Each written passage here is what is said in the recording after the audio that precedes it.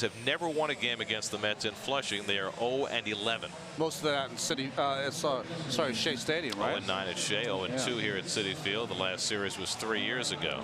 That's a big fan of Curtis right there. Remember, in a Mets uniform, loves to talk to the fans before his opening at bat. Mets played a nice tribute video for Granderson, focusing as much on his off the field activities as his prowess on the field as he faces up against Noah Syndergaard tonight. Syndergaard 7 games over 500 in his career, 26-19 ERA under 3. Those are his Toyota numbers from this year. Started once before against the Toronto Blue Jays that drafted him, 11 Ks and 6 innings pitched in 2015.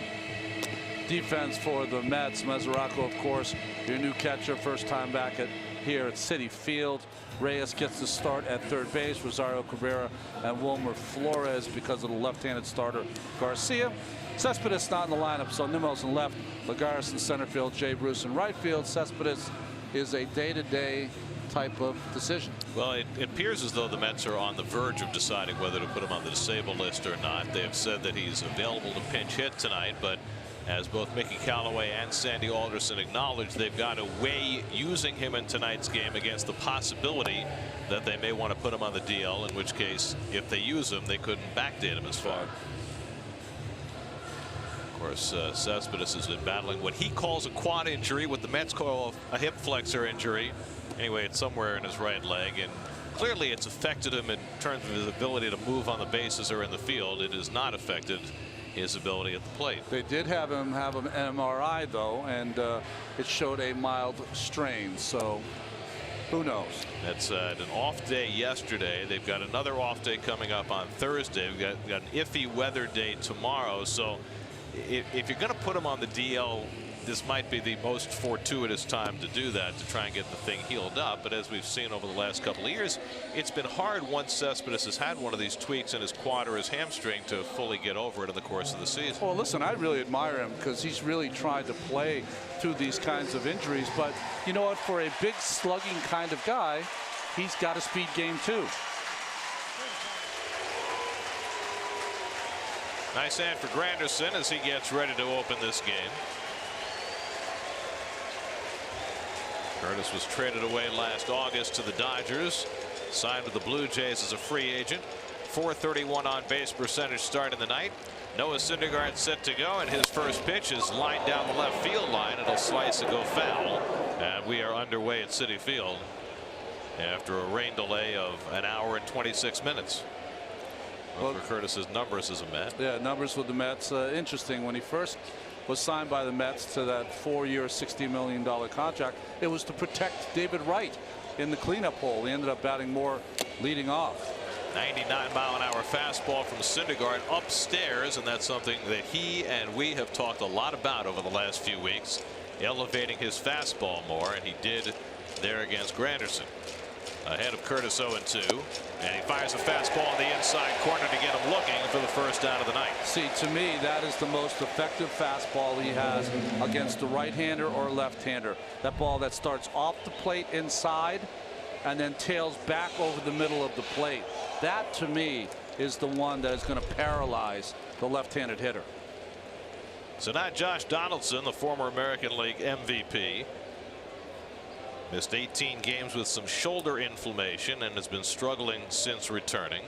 Hitting .239 for the year, 5 home runs, hit 33 home runs last year. And he takes a fastball outside at 100 miles an hour, and Syndergaard, pitching on 8 days rest, has come out with a little extra velocity tonight. Last pitched against the Rockies on the 6th of May, 6 innings, 2 runs. All fastballs to start this game, and 1-1 to Donaldson.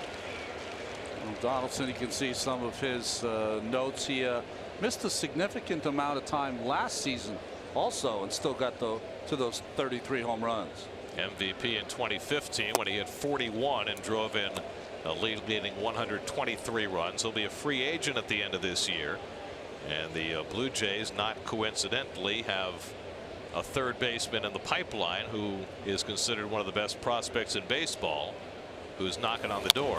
That would be Vladimir Guerrero Jr., who was hitting over 400 in Double-A at age 19. And there is young Mr. Guerrero, whose dad is going to the Hall of Fame this summer. Different body type than Vladdy, who was much taller and leaner. He's a little shorter and squattier. Yeah. But he obviously has the same kind of hitting skills as Dad. On the outside corner, Syndergaard with back-to-back strikeouts to start the night. And Josh Donaldson fussing with Bill Wilkie after that third strike call. That's the pitch I told you about, that paralyzed Granderson. It's the same for the right-handed hitter. That ball never starts on the plate, so the hitter gives up on it and it ends up on that outside part. Now Justin Smoak, the switch hitting first baseman. Smoak hitting much better as a right-hand hitter, just a .195 as a left-hand batter. And Syndergaard throwing nothing but fastballs through his first 9 pitches. Well, obviously with all this rest, he certainly must feel great with that ball coming out of his hand. 1-1 to Smoak, who had his first All-Star season last year. Hit 38 home runs. He had never hit more than 20 in a season before last year. And you see the shift against him.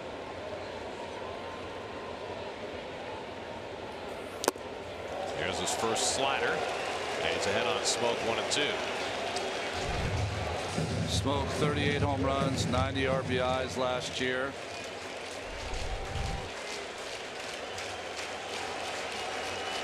One-two coming. Popped one foul. That'll go out of play.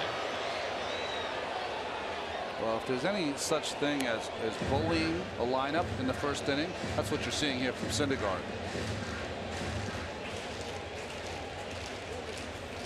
Well, against a Toronto team that has power up and down the lineup. Struck out the first 2. And Smoak fouls away another fastball. Every fastball has come out of his hand 99 or 100 miles an hour in the early going. You know, I don't know. I never faced the Texas Rangers, but I think when you face a team that drafted you, it's got to give you a little more incentive every time you take the mound against them. Only his second career start against Toronto. The first came as a rookie. And Smoak takes a slider off the plate, 2-2. An 11 strikeout performance against the Blue Jays in June of 2015. And now 3 years later, facing them for a second time. And Smoak goes down on the changeup, and Syndergaard strikes out the side of the opening inning. Dominating start for Noah on 8 days rest. Strikes out the Blue Jays 1-2-3 in the first.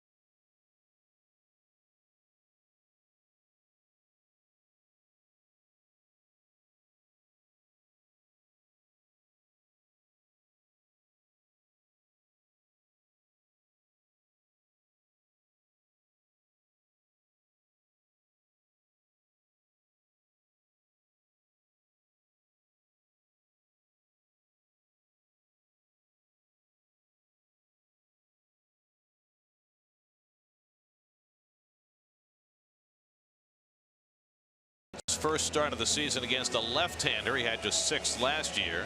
Juan Lagares up to the 2-hole. Jay Bruce starts against the lefty, but Adrian Gonzalez and Michael Conforto sit down. Cespedes out as he nurses his leg injury as the Mets face the veteran left-hander Jaime Garcia.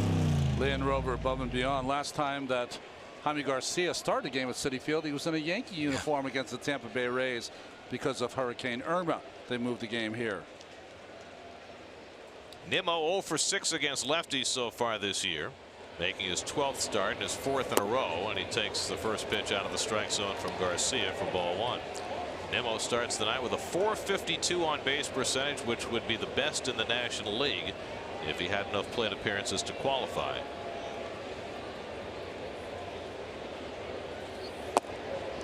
And Garcia paints the inside corner 1-1. Jaime last year 3 different teams: Atlanta, Minnesota for 1 start when they thought they were in it, then they thought they were out of it, so they traded him away. He went to the Yankees, then Minnesota got back in it again.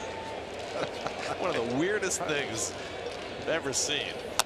And as a result, Garcia made 3 consecutive starts for 3 different teams. The first time anybody had done that in the major league since 1895. A guy named Gus Waring pitched for 3 teams in 3 consecutive starts. Worn out Waring.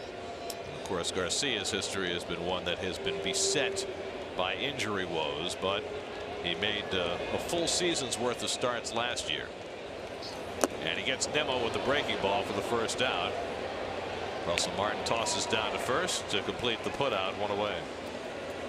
See the defense for Toronto Blue Jays. Donaldson, 3-time All-Star. Solarte came over from the Padres. The youngster Urania at shortstop. Granderson, Pilar, and Hernandez. Watch Pilar, one of the best all of baseball in center field. With Kevin Kiermaier hurt again, could this be the year Pilar finally wins a Gold Glove in the American League? I know. I mean, he's that good. Here's Juan Lagares hitting .292 against lefties for a Mets team that has really struggled against left-handed pitching early in the season. And he loops one into center field. Pilar comes on, but he'll have to play it on the hop. And Lagares has a first pitch base hit. So the Mets have the first base runner of the ball game. Well, good pitch by Garcia. Cutter in on the hands. Pulls the hands in just enough to get enough barrel on that ball to loop it into center field. Pilar's interesting. He is an outstanding center fielder, but unlike Lagares, plays very deep. Here's Asdrubal Cabrera hitting 3rd in the order. Starts the night 3rd in the National League with that .329 batting average. 5th in the league in doubles with 12. Just has had a wonderful first quarter of the season. Had a rough series in Cincinnati. Bounced back by going 4 for 8 in the 2 games in Philadelphia.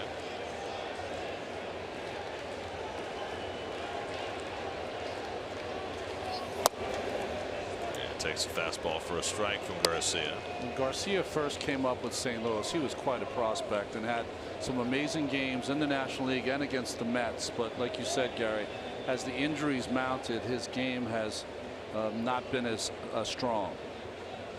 And you see what Cabrera has done this year. Shot foul, and it's 0-2. Well, Garcia had the Tommy John surgery right after he first came up in 08. Missed all of 09, and then his first 2 full years in 2010 and 2011, 60 starts. He was 26 and 15, 3.17. Then came the cascade of injuries: labrum, rotator cuff, thoracic outlet syndrome. He's never been the same as he was those first 2 full years, but he's persevered to still be an effective big league starter. Still 69 wins.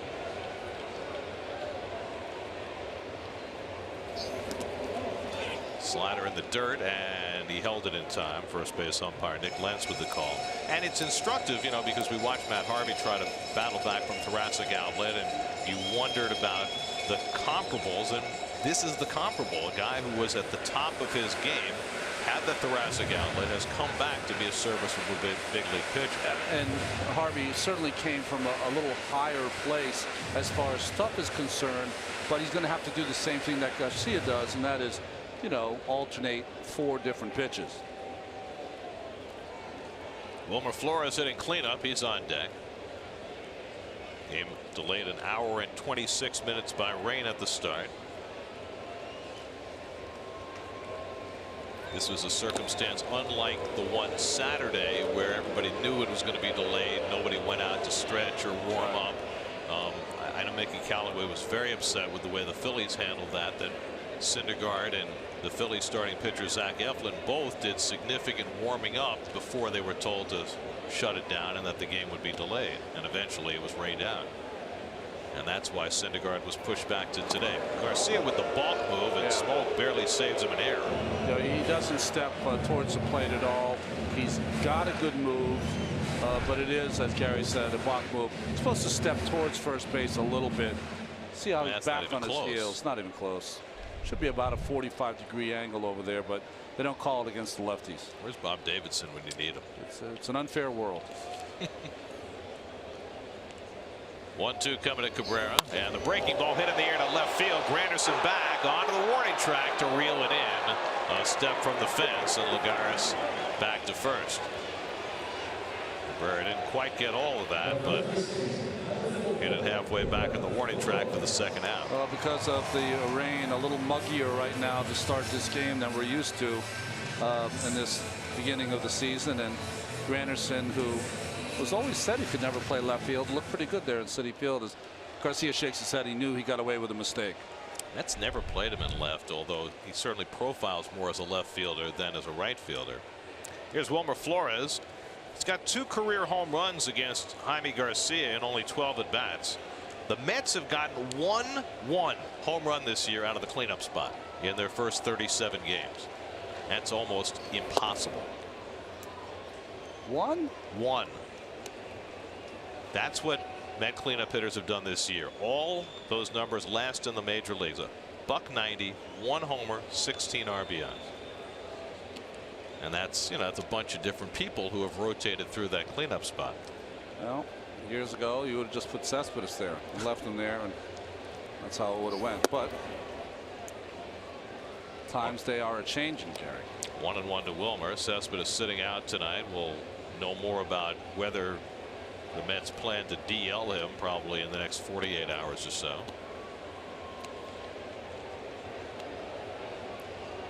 Wilmer, who has always specialized in hitting lefties, has not done that so far this year. He's hit righties a lot better than he's hit lefties.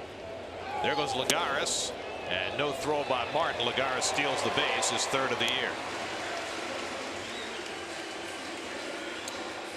Well, the jump is amazing. He goes on first movement from Garcia, so not much of a chance by Martin, but you should always throw it, because Wilmer's follow through came across the plate. He might have gotten not obstruction, but interference call. Always throw it. So a runner in scoring position with 2 out, a 1-2 count to Flores.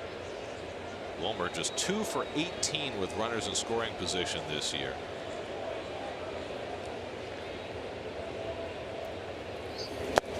Lays off the changeup. The Mets, the last 4 games, have gone 0 for 19 with runners in scoring position. And if you go back to the previous game, they're 0 for their last 21. Their last hit with a runner in scoring position was a Jay Bruce RBI single in the 9th inning on Monday of last week. It's against the Reds and the Phillies, who they usually get very healthy against. This team is so home run dependent. And that one skips into Flores 3-2, and the Mets just haven't hit home runs the way you expect them to. 37 in their first 37 games leaves them 12th in the National League in home runs. Last year they tied for the National League lead, and Bruce has been one of the culprits. Just 3 home runs in 120 at bats for a guy who hit 36 last year. 3-2 to Flores.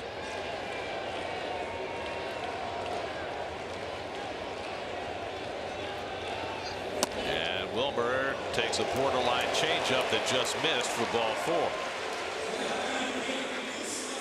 So the Mets have 2 men on with Bruce coming up. Well, Garcia is at a point in his career where he pitches around the periphery of the strike zone. So it's really incumbent on you to make sure you don't swing at those pitches and don't get yourself out. Well, so far this year, he's averaging over 4.5 walks per 9 innings. So a chance for Bruce with 2 out and 2 on. Jay just back from paternity leave. He and his wife Hannah, proud parents of a new baby boy, Maxwell. And he takes a strike. Jaime Garcia takes on Jay Bruce today by AARP. Lots of at-bats for Bruce against his former National League Central rival.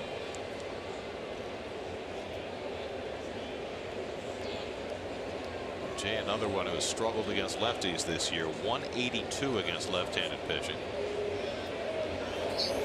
The Mets as a team are hitting 203 against lefties. Coming into the day, 3 home runs in 286 at-bats against left-handed pitching. Always fear the guy that comes back from paternity leave. Always wants to hit one for Junior. Looking to put one in the college fund. Yes. And he lays off the slider, and it's 2-1.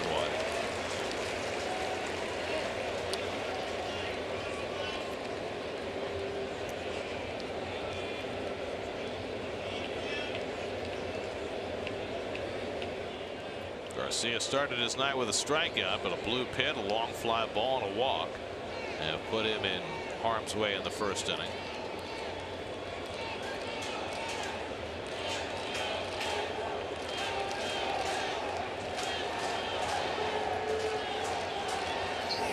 And it's outside and low. Now it's 3-1 to Bruce with Devin Mesoraco, a right-hand hitter, waiting on deck. If you're patient enough, you are going to get Garcia into a hitter's count more often than not. And he's a pitcher who gives up home runs, 8 of them already this year in 35 innings of work.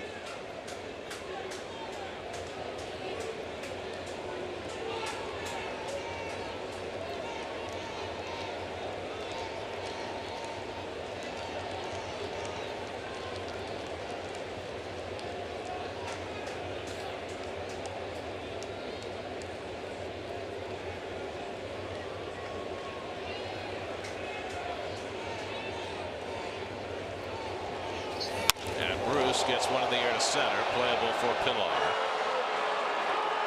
And that retires the side. Garcia works around trouble in the opening inning.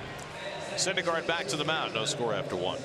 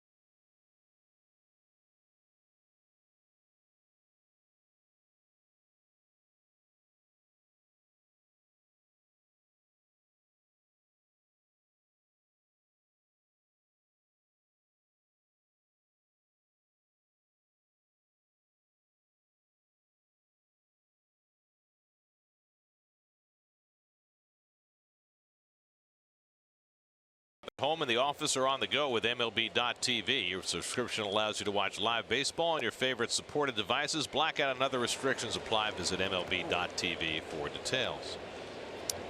Noah Syndergaard is 6'6", but had to jump for that return throw from Devin Mesoraco. Nice hops. We'll call them Windex. Oscar Hernandez leading off for the Blue Jays in the second. He's been a nice surprise for them.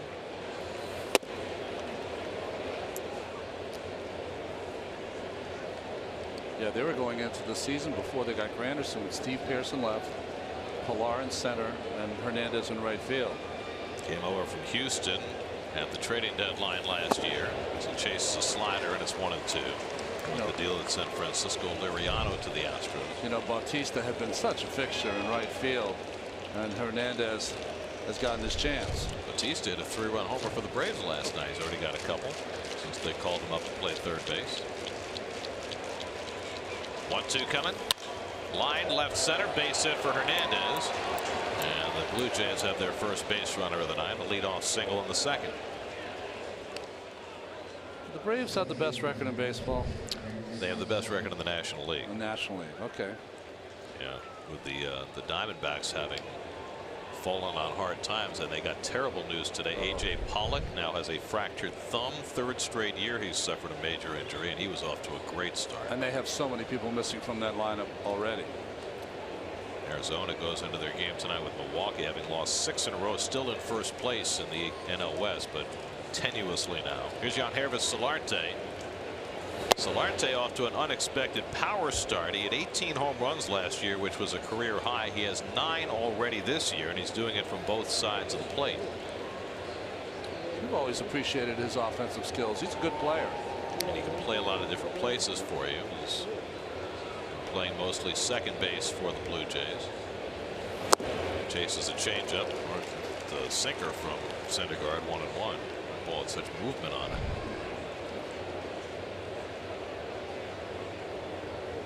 Completely fooling Solarte.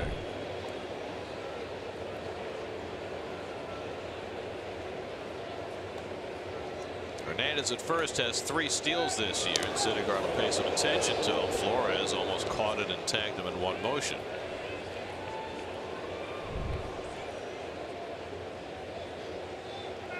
Throw into the runner and across the bag. The tag placed on the backside, not because Wilmer wanted to, but that's where the throw was. I've often thought those are the most effective pickoff throws, even if they're not the most elegant. They are.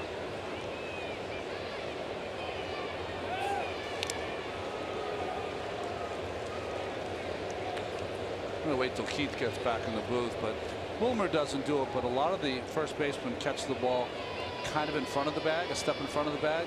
That throw should be right to the backside of the runner.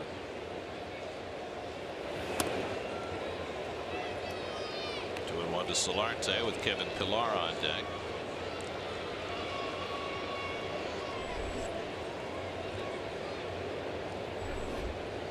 Noah came out firing tonight, throwing 99 and 100 miles an hour in the first inning and striking out the side. There goes Hernandez, and it's fouled off by Solarte. And you wonder whether there's a little extra in the tank for Noah, not only because he's pitching on 8 days rest, but because of the very interesting quote from his pitching coach yesterday. Dave Allen quoted as saying, "I don't know where all the expectations came from for Syndergaard, but he is yet to do a whole lot at the big league level." Which, you know, it's kind of unusual to hear one's pitching coach kind of downplay what you've accomplished in the big leagues. I mean, he hasn't been around long, but certainly he made a major impact very quickly when he came up 3 years ago. Well, he made a major impact against Dave Island's team, the Kansas City Royals, in the World Series in 2015. When I read the entire article, now when you see the quote there, I would take it the wrong way if I were his pitcher. Solarte fouls one down the left side. But when I read the whole article, what I got from it was, hey, listen, just calm down. This guy has not been around a long time. Don't pencil him in for the Cy Young Award. Let's just let him develop and mature and get better and better and better. That's how I took it. I mean, the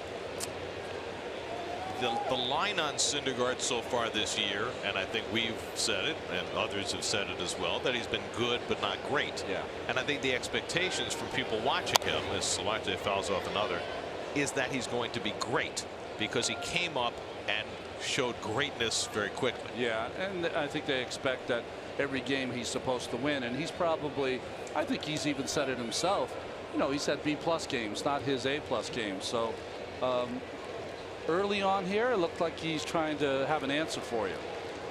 and Island maybe. There goes Hernandez. Grounder over the mound. Tough play. In comes Rosario to get it. He'll get the out. And Solarte pulled up going to first base. That's a 6-3 putout. Solarte appears to be okay, but he was not running hard down to first on a ball that he might have had a chance to beat out. This fastball. He was running hard to begin with, and then just shut it down. Did he think that Syndergaard was going to field that ball? I don't know what he was thinking, but you can just run hard all the time too. That's an option. So that's the first out. Hernandez goes to second, and Kevin Pillar comes up. Pillar off to a very good start. Leads the American League in doubles with 17, hitting .308, and he goes after a slider and misses. It came across to me as though Island was trying to do two things in one. One, got to take a little of the pressure off Syndergaard to be a Cy Young Award winner immediately, but also at the same time maybe send a little shade his pitcher's way, and maybe, I don't know, I guess the best way to put it is the pitchers in this organization over the last number of years have been treated as exalted figures. That's right. And maybe he's trying to bring that down to earth as well. Well, you know, it just recently was his 3-year anniversary of being called up to the big club, and he has done a lot in the regular season and in the postseason. But there's a lot of pitchers in the history of the New York Mets that have done a lot. 0-2 to Pillar with Russell Martin on deck. Back to the mound past Syndergaard, who deflected it, and Cabrera throws out Pillar as Hernandez goes to third. They're going to score that 4-3, saying that Syndergaard did not help direct it to Cabrera, but he did touch it. He touched it, but he was in no position really to field it, so I think it's a good call. You know, when I played, Davey Johnson used to have a lot of pointed comments towards me, and I didn't love it, hated it, but it put a chip on my shoulder, and always pitched well the next game. So sometimes you have to consider, you know, before you have some pointed words, make sure that they're going to be taken in the right way. Like, I think it's very interesting that you never heard Dave Island ever say anything like that against Matt Harvey's way, because you know, I don't think, and he does not need to say it Jacob deGrom's way. So what you're saying is he's understanding who the customer is, and the recipient of that, and that he can take it. Yeah, and then that he'll just up how hard he works and how much concentration he'll have. 2-0 to Russell Martin, who's off to a rough start, hitting just .172 for the 4-time All-Star catcher. The only way to have a good year, Gary, is to pitch today, and 4 days later pitch that day. You can't start the year going, okay, I need a side.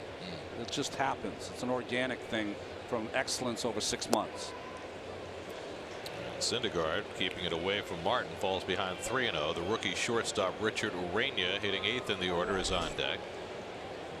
Boy, Martin has not had a good year. It's a shame to get behind him 3-0. That's some extra base hits, though. Swinging 3-0, and fouls back the fastball. It was the right play, you know, with a youngster on deck, the pitcher spot after that. 3-0, got some pop with Russell Martin. I would let him swing too. He's certainly got some older players in this Toronto lineup. You've got Martin playing the #1 catcher's role at 35. You got Granderson at 37. So while they let Bautista walk, there's still some graybeards. Donaldson, who's going into his walk year at 32. Smokes 31. Solarte is 30. Yeah. Hernandez at third with 2 out. And Martin takes the strike. Slider from Syndergaard, 3-2. But you can't forget the excellent years they had. 2015, 2016, lost in both ALCSs. Once to the Royals and once to the Indians, and then they had a down year last year, won just 76 games. 3-2 coming. Off the corner with the fastball, and Martin works out the walk. First one given up by Syndergaard, who very strangely walked 4 in his last start against the Rockies.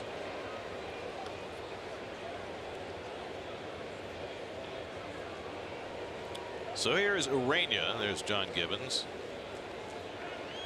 former Mets catcher. And after those back-to-back ALCS appearances in 15 and 16, they slumped last year. Gibby 741 wins for the Blue Jays, 720 losses.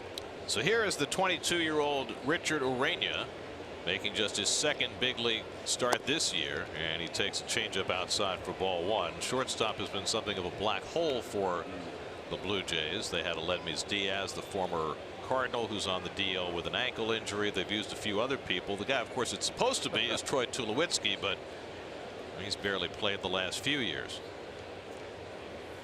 I mean, I was reading a litany of Tulo's injuries. The latest one was he had bone spurs removed from his heels right after the season started, and he's out for the foreseeable future.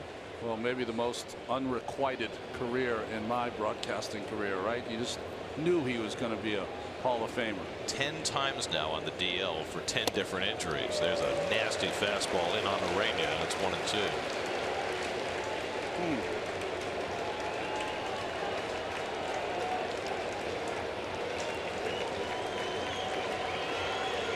No one's ever had a series in this ballpark like Tulowitzki did with the Rockies. First and third and 2 out. 1-2 coming, and he struck him out.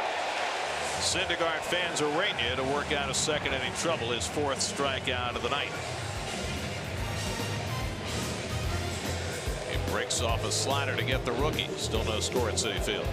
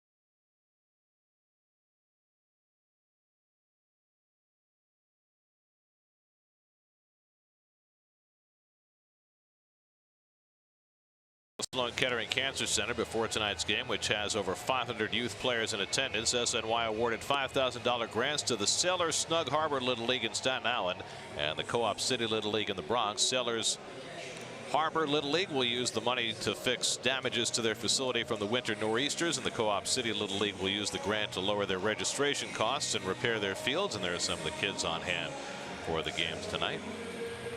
A lot of enthusiasm through the rain. Good to have them all here. Devin Mesoraco will lead off the home second inning for New York against Jaime Garcia. Mesoraco's 4th start for the Mets. He's 1 for 13 in a Mets uniform. That one, he had a home run in Philadelphia on Friday night.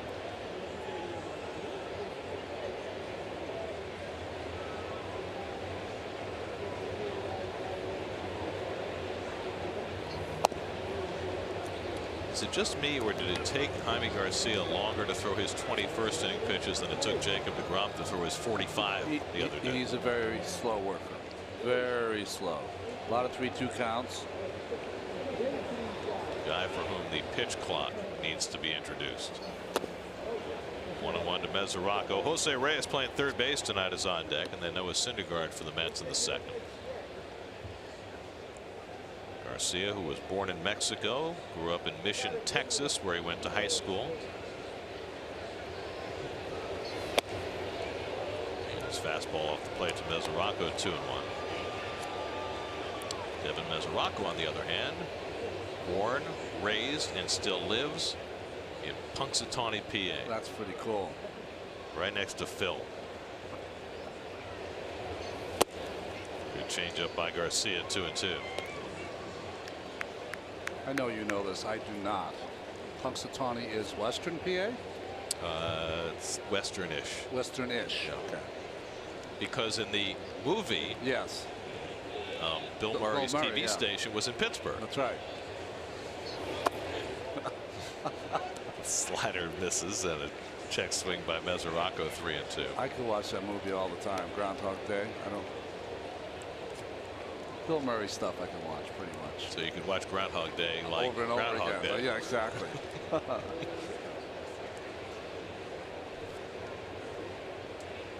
Second full count for Garcia. He walked Flores in the first, and now he walks Mesoraco to start the second.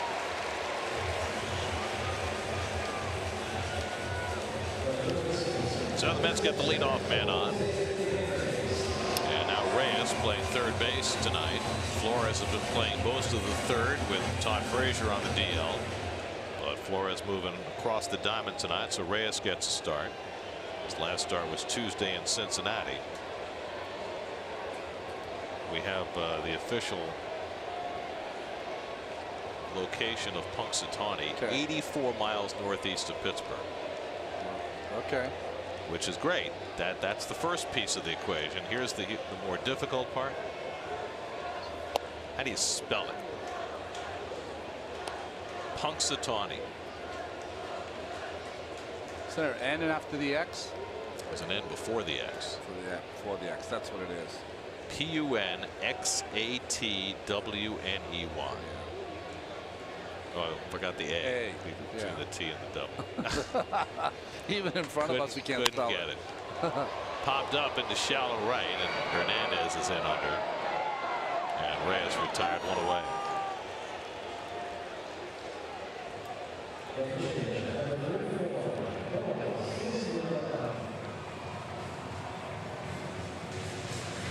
Now Noah Syndergaard, 1 for 17 at the plate this year. We'll see if he's asked to bunt. And is that the new elbow guard that the Mets have asked their pitchers to wear, which keeps them from hyperextending their elbow? Yeah, I have not seen that one. I've seen them have an elbow guard, but not that color and not that size. In the wake of the Jacob deGrom injury, the Mets have been asking their pitchers, especially the ones who bat opposite the way they throw, where they expose where their front arm is their pitching arm. Yeah, you can tell the wrap. See the wrap that comes in the front of the elbow? That stops it, the elbow from completely getting straight or past straight. So I think that's the one.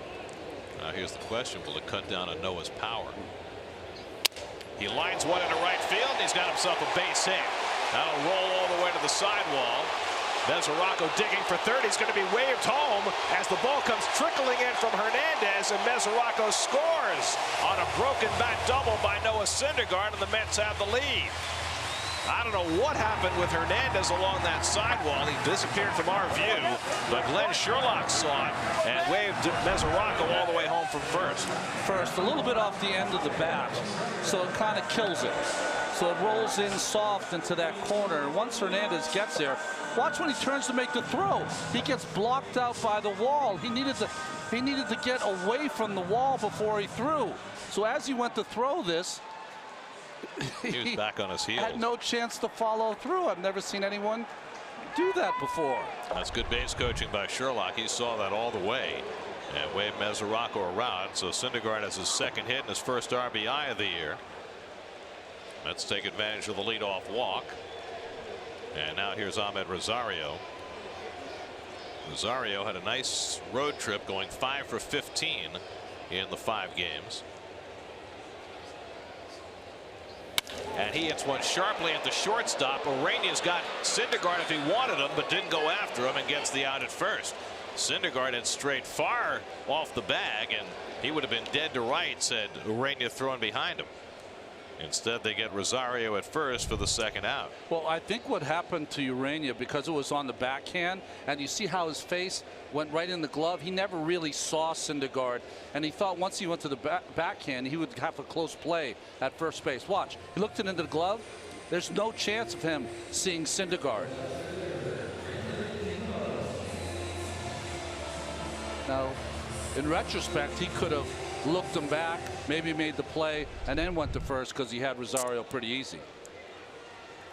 So the Mets get a little bit of a break there. Keeps a runner in scoring position with 2 out for Nimmo, who struck out his first time up.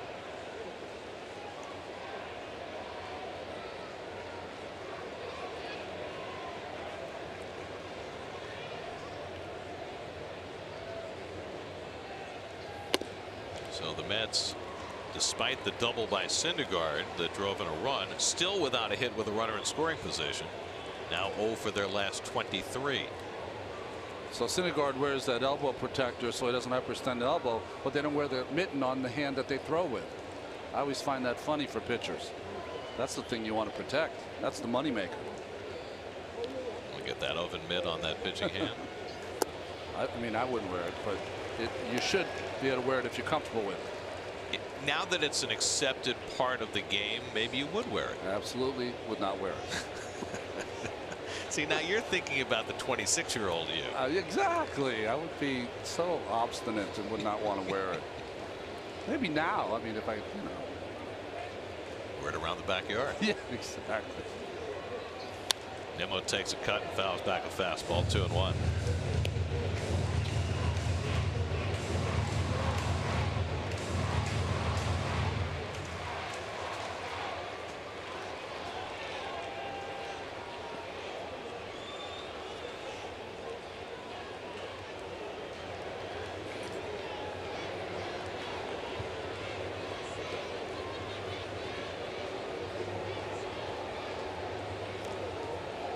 Syndergaard at second and 2 out, and Nimmo lofts one to shallow left.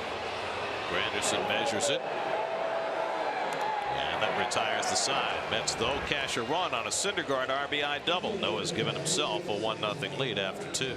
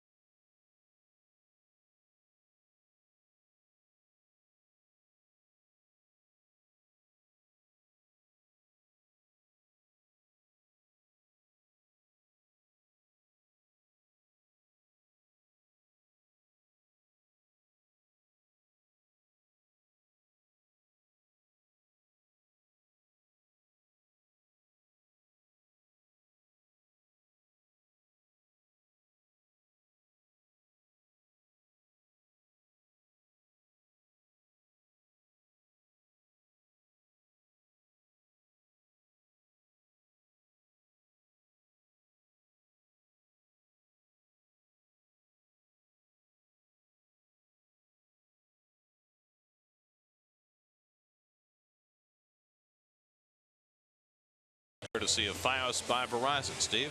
Gary, let's go inside baseball. And I don't think many people thought at the quarter mark of the season the Atlanta Braves would have the best record in the National League. But certainly nobody thought that Ozzie Albies would be tied for the league lead in home runs. He had his 13th home run of the season yesterday.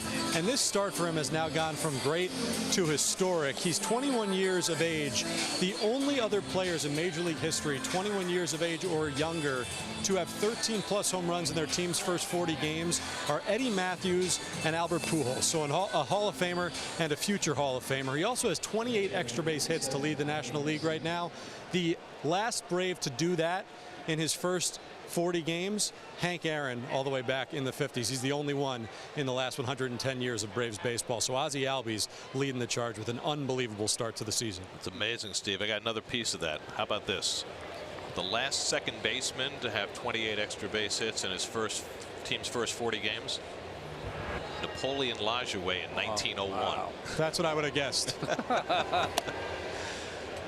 He's something special. He and Ronald Acuna hitting 1-2 in that Braves batting order. They could be fixtures for many years to come. Yes, they could.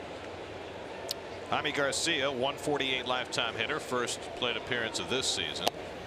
And he takes a strike. How about speaking of 1 and 2 in a batting order? You know who the Angels are hitting 1-2 tonight? Trout and Ohtani. Oh, how about that? Very nice. That's the trend now, right? Take your best hitters and put them at the top. And it's Percentage Baseball is a book that came out in the 50s, which advocated that, and it's taken, I don't know, what, 60, 70 years later for teams to finally start doing that. Take your best hitter, bat him first. Take your second best hitter, bat him second. That way they get the most plate appearances and you have the chance to score the most runs. Well, I understand it. I know the math of it. I get it. I also enjoy putting together a lineup that kind of battles the pitcher in a special way. Garcia takes a call, 3rd strike. Syndergaard's got 5 strikeouts first time through the batting order. Today's Mets trivia question: who was the first Met to hit for the cycle?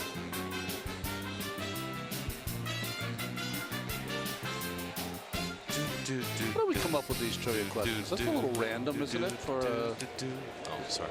Let's enjoy it. Dating game music. A little random. Like, where did that come from? Where's the segue to that? What's the linchpin? Yeah. It's maybe it's just random circumstance. Oh. Here's Granderson, who took a call, 3rd strike his first time up. And Curtis takes inside for ball 1. So we were talking about science and mathematics, and we went right to random. Okay, got it. Well, speaking of random, you know, one of the random things that happened over the first half-century of Mets baseball is that they never had a no-hitter, right? It's lined into right center, and Granderson's got a base hit. The second hit against Syndergaard. And Curtis has a hit back in his old haunts. Thought it was a changeup. Yes, it was. Changeup out and over. Good hitting by Grandy. So it took the Mets 50 years to finally get a no-hitter. But there's a franchise that still doesn't have one, and that's the San Diego Padres. And they had another guy come close today. That's right. Against his old team, right? Jordan Lyles, only his 2nd start since they pulled him out of the bullpen, retired the first 22 hitters. Perfect with 1 out in the 8th before Trevor Story got a base hit against Lyles, who was let go by the Rockies. I think it was on waivers last summer, right? Story of all guys, right? Is he leading the league in National League in strikeouts? Not a contact guy. Yeah. Josh Donaldson was called out on strikes his first time up. And the slider off the plate. Got the plate 1-1. You got to be careful with this guy. I know Smoke had a huge year last year. But this guy, when he's right, Donaldson, you make a mistake, he won't miss it. He is good, a good player.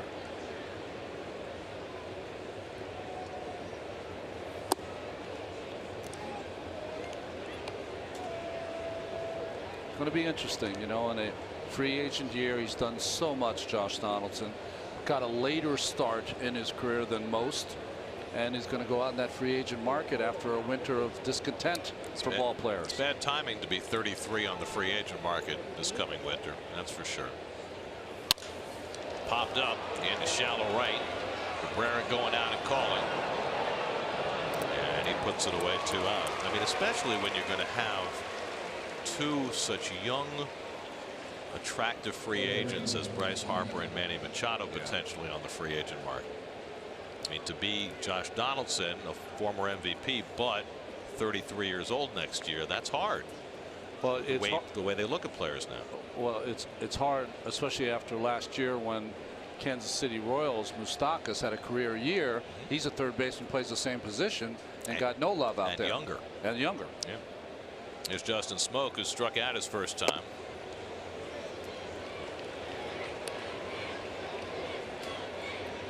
Syndergaard struck out only 5 in 6 innings in his last start against the Rockies. He's got 5 strikeouts inside of 3 innings tonight.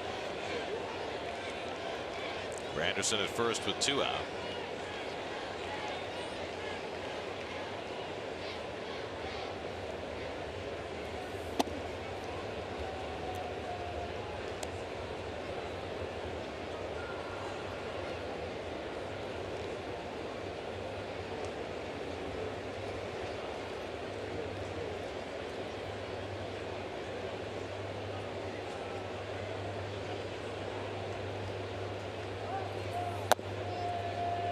Changeup misses, 2-1.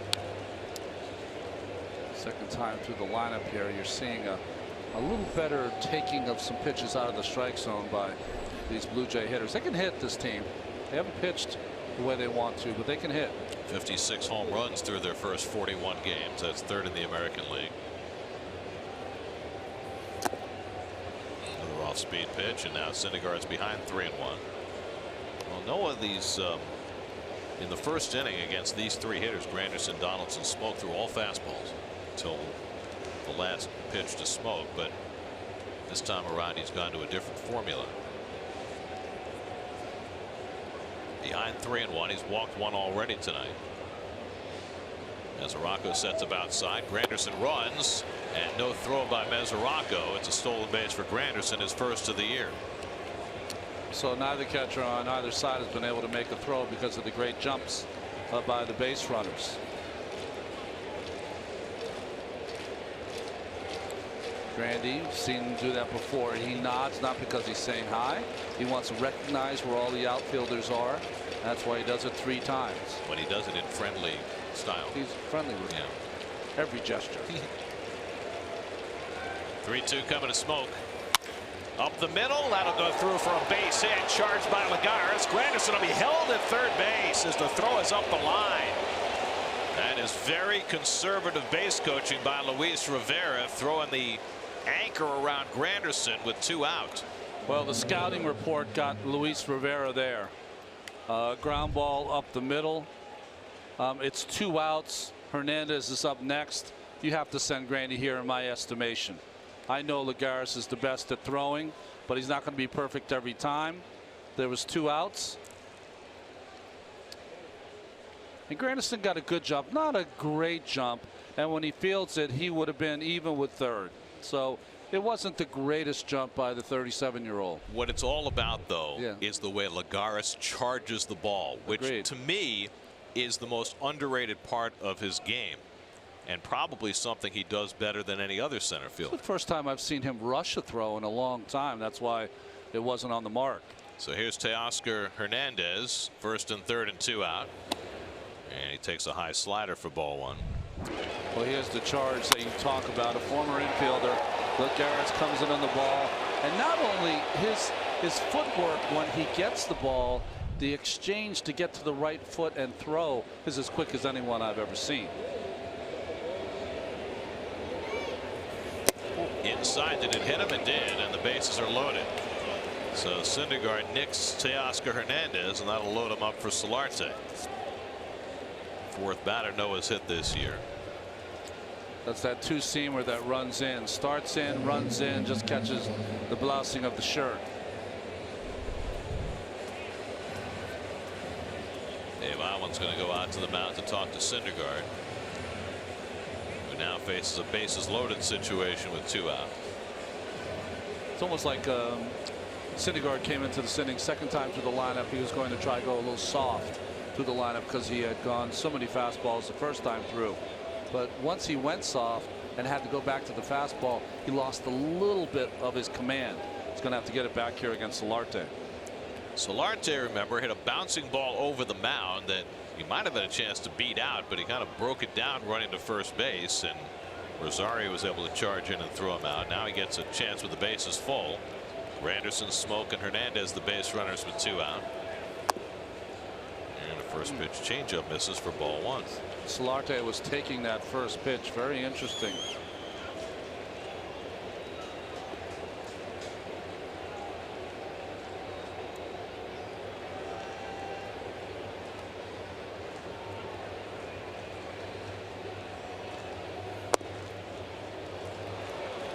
Off-speed pitches in a row, and now Syndergaard's behind 2-0 with the bases full.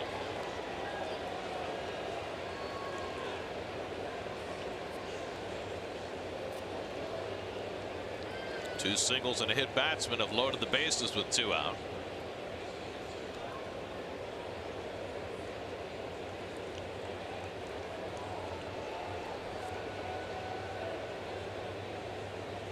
And Solarte hits one toward the middle, and that goes through for a base hit. Granderson is in, Smoke right behind him, and the Blue Jays go in front as Solarte sneaks one through the middle to drive in 2, and it's 2-1 Toronto.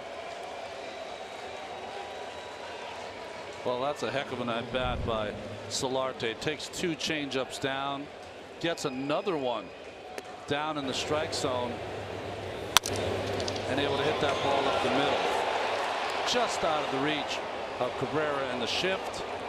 No play for Lagares, and they've got their own salt and pepper shaker. Maybe the Shark or something. Alligator. Candygram.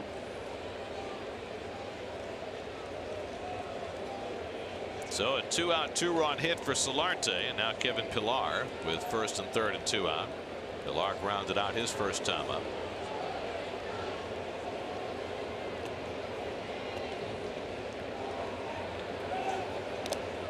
Solarte not really a threat to run. Not really a threat to run, but everyone is more of a threat to run when Noah's on the mound. Already 1 stolen base in this inning from somebody who didn't have a stolen base this year. Likewise, Solarte does not yet have one. Another first pitch slider. I mean, he's gone away from the first pitch fastball, which worked so well for him in the first inning. Well, sometimes you get in your own way as a pitcher. You don't make it too complicated. 23 pitches in this inning already for Noah. And Pillar slugs one foul.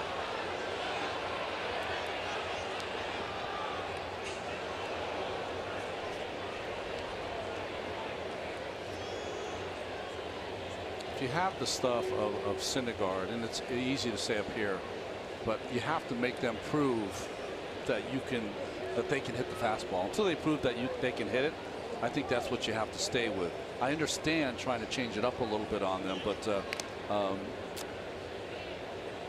it was just so effective early. Boy, you just want them to stay with it until they proved that they could get around on it. The changeup they've seen better out of his hand than the fastball.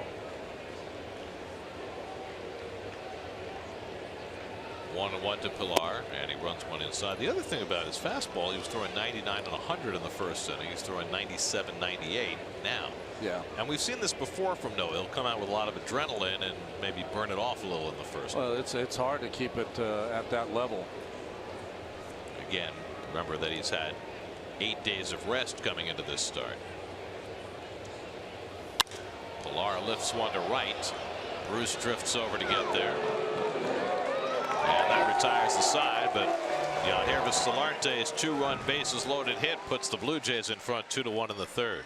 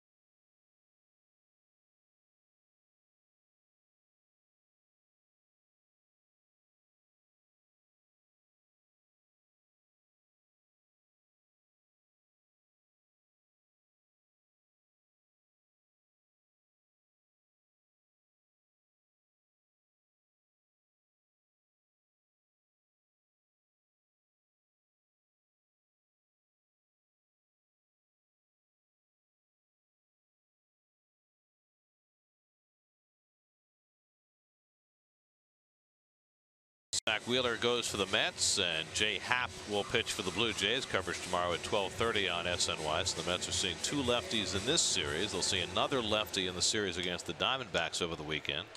Yeah, you see Happ's strikeout numbers are there, but he has not been able to stop from putting up the crooked number. Another guy is a free agent at the end of the year. Mets down by a run. Syndergaard drove one in, but gave up 2. 2-1 Toronto as Juan Lagares leads off the home third against Jaime Garcia. Lagares dumped a single into center field and stole a base in the first inning.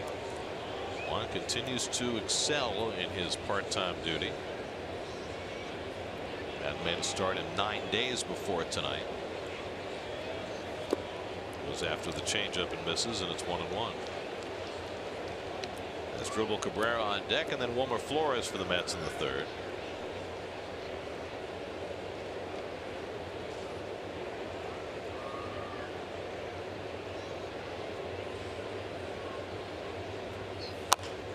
Slowly hit foul, 1-2. Garcia's last start was a good one. He went 5 innings against Seattle, gave up only 1 earned run, but lost the game 2-1.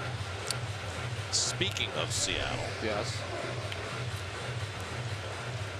News out there. Robinson Cano.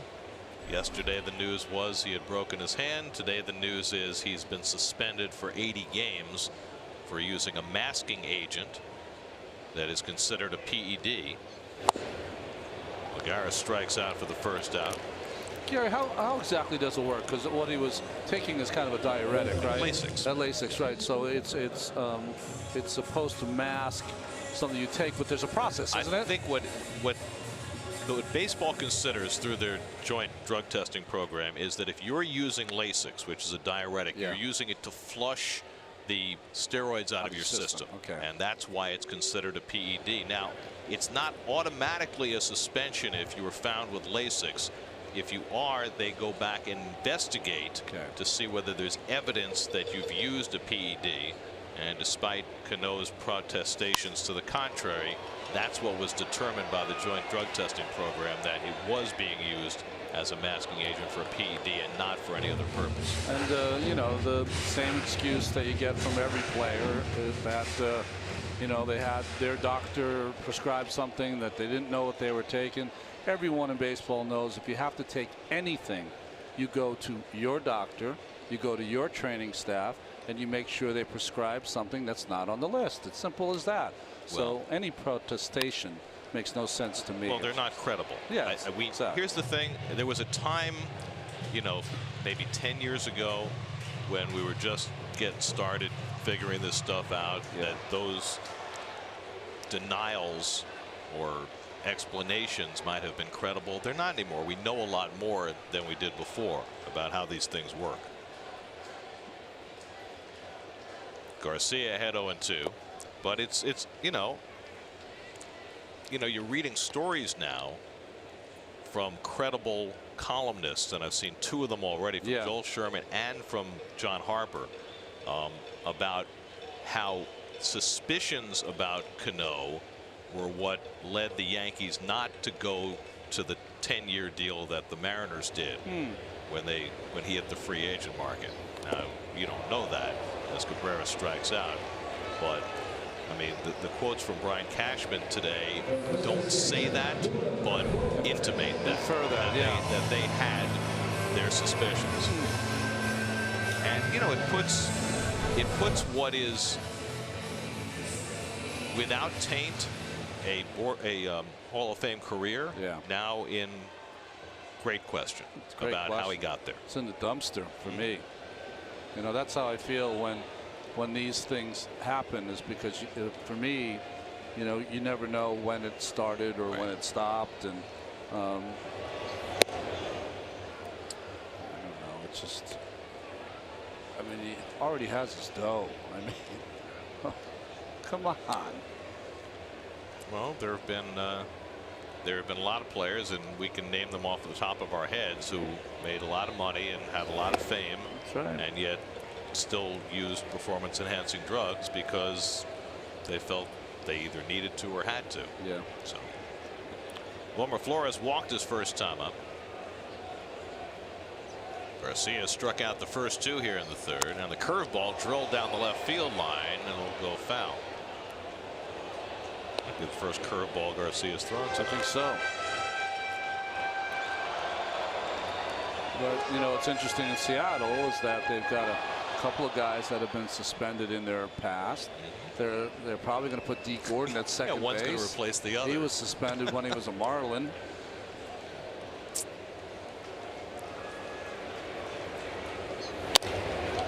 Shallow center, and Pilar right there waiting for it. Side retired. First 1-2-3 inning for Garcia after his team gave him the lead.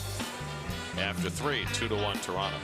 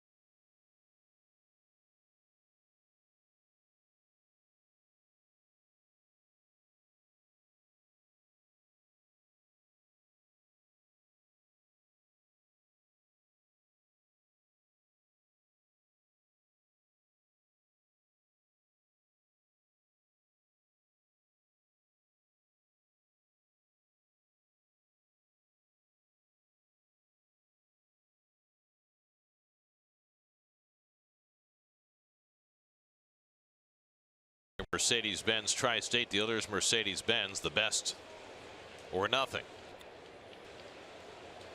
Russell Martin leads off the 4th inning against Noah Syndergaard and takes a strike. Martin walked his first time up. Lower third of the order for Syndergaard to face in the 4th after a 26-pitch 3rd inning, hoping for a little faster route through this inning.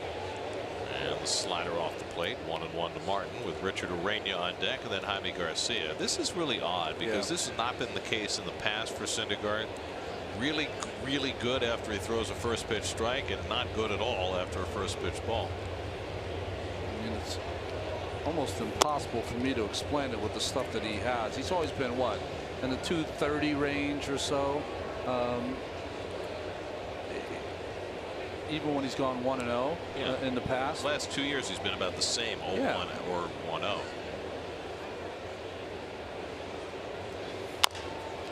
Chopper, and Cabrera's right there to field it. 1 out. I mean, is there a difference in his pitching pattern this year that would explain that, or do you think it's just random chance? I think there's random chance right now. Now let's look at it again at the All-Star break. But I think there's a couple of things, right? There's so many people that are throwing 97 miles an hour. Okay, where when he first came in the league 3 years ago, he was an anomaly. Only the relief pitchers were the guys that threw 100 miles an hour. Now you have, Jordan Hicks and others. He's a reliever too, but a lot of starters throwing 96 plus. I mean, right now he and Luis Severino are the 2 hardest throwing starters in terms of average fastball velocity. Yes, and there's 2 other things that I have that it's not a question of Noah at all. It's part of what is beautiful about his motion is that he has simplified it in such a way that he can repeat it. But for the hitter, there's a rhythm to it. There's a 1, 2, 3. Here comes the pitch. I mean, there's a real rhythm. There's no flying arms. There's no flying legs. It's back, and here it comes.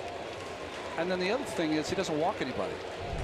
So we're talking about a pitcher with a simple rhythmic motion that you can see where the ball's coming out from, and he doesn't walk anybody. So when you're at the bat, you're never afraid of that ball going to be off the plate or a random ball not hitting a spot, because he hits so many spots. He has that great of a control. Do you know what I'm saying? Yeah, I do. Yeah. Although it seems as though he's been trying to pitch inside more this year. Well, I think, you know, he took the mandate from Dave Island in the beginning of spring training. I think the catchers like Mesoraco like to call in also.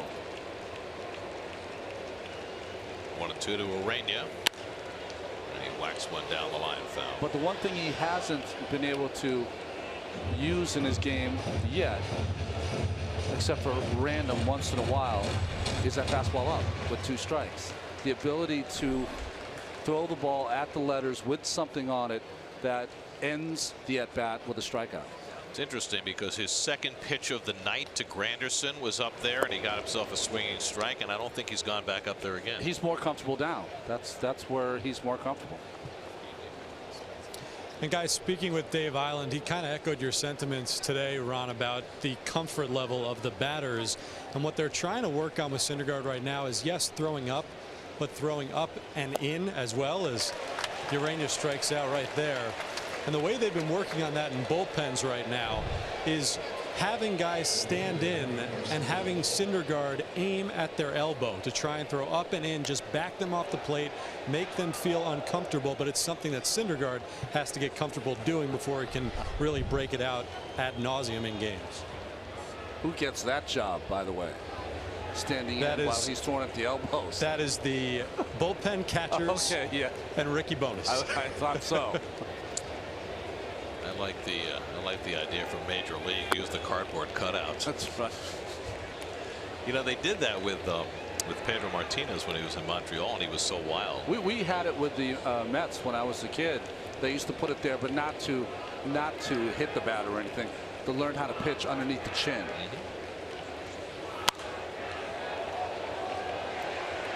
Well, there's the best fastball velocities of the starters. The fact that Charlie Morton's on that list still blows me away. Guy used to be a sinker ball pitcher. Get in line. He's one of the best pitchers in the game right now. But that leads to my next question, which is, I know there's been an emphasis on throwing fewer fastballs and more breaking stuff, but you got a guy with a 97, 98, 99 mile an hour fastball, and he's throwing his fastball 52% of the time. Is that enough? Not to me. You know, not to me, but you know, with the emphasis today on secondary pitches, I think that works for 75% of the pitchers. The top 25, they can do whatever they want to do.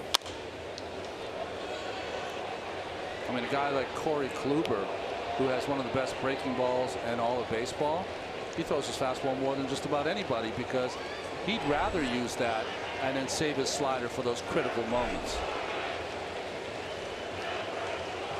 But you know, we're here in the top of the 4th inning, and you do have 2 outs, but Noah's at 80 pitches already. That's an issue.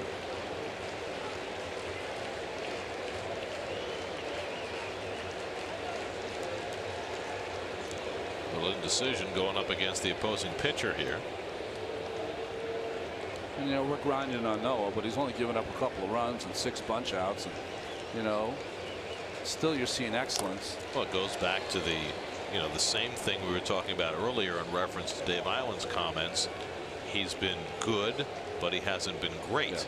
Yeah. And you go into every start with Syndergaard thinking that he's going to have one of those special days, and the days have been good, but they haven't been special. Yeah, you know, you don't see the 9 innings much anymore, but you expect from he and DeGrom 7 shutout innings every 3 or 4 starts. Right. You really do.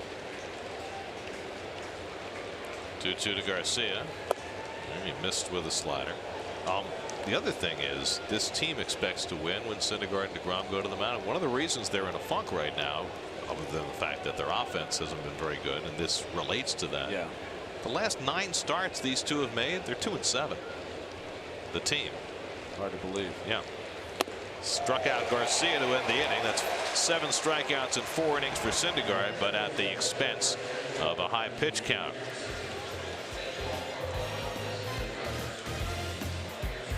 Middle of the fourth, 2-1 Toronto.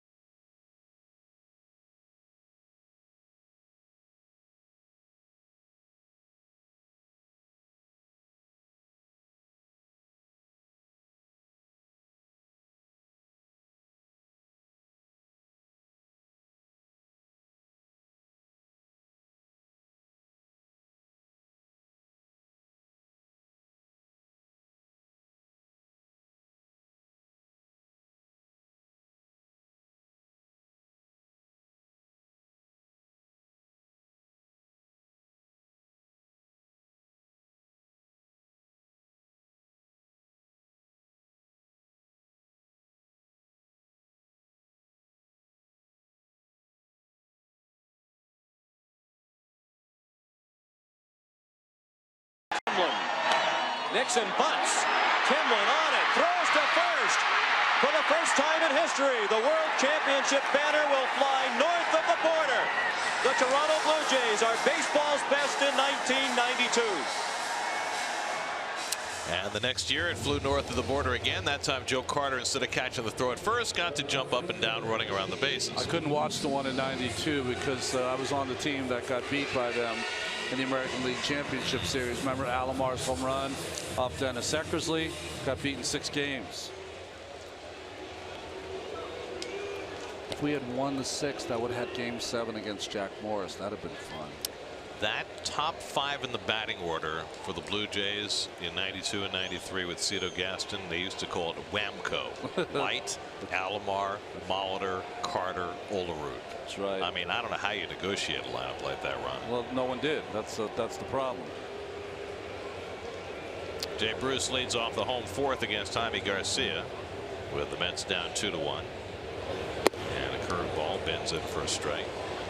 The nastiest pitcher on that team, and they had a lot of nasty pitchers. Tom Henke was their closer.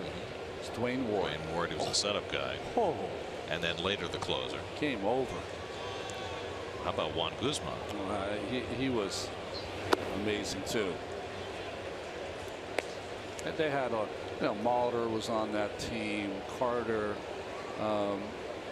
It was just a well-rounded team, coached by a very underrated manager. Cito Gaston's never talked about as one of the great managers.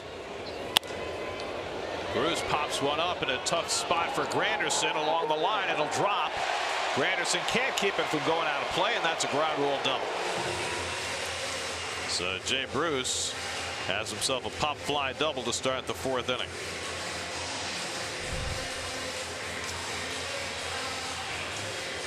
Well, just well placed. What can you do? I mean, Bruce has home run power.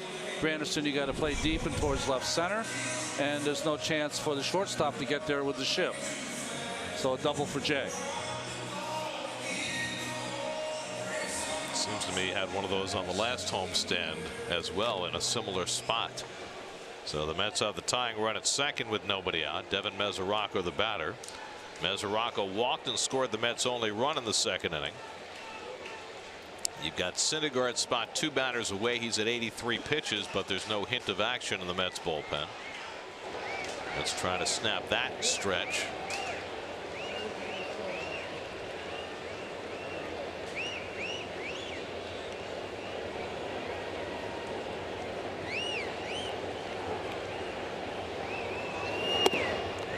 Mesoraco takes a changeup off the plate for ball 1. When a team's struggling, Gary, what happens a lot of times to an offense is everyone is trying to be the hero and get the big hit. Garcia's a guy that doesn't want to throw you a strike, so make him get the ball up. You can go the other way with him, especially in this circumstance. At minimum, you want to get Bruce over to third base in this spot. Another changeup. That one's on the corner, 1-1.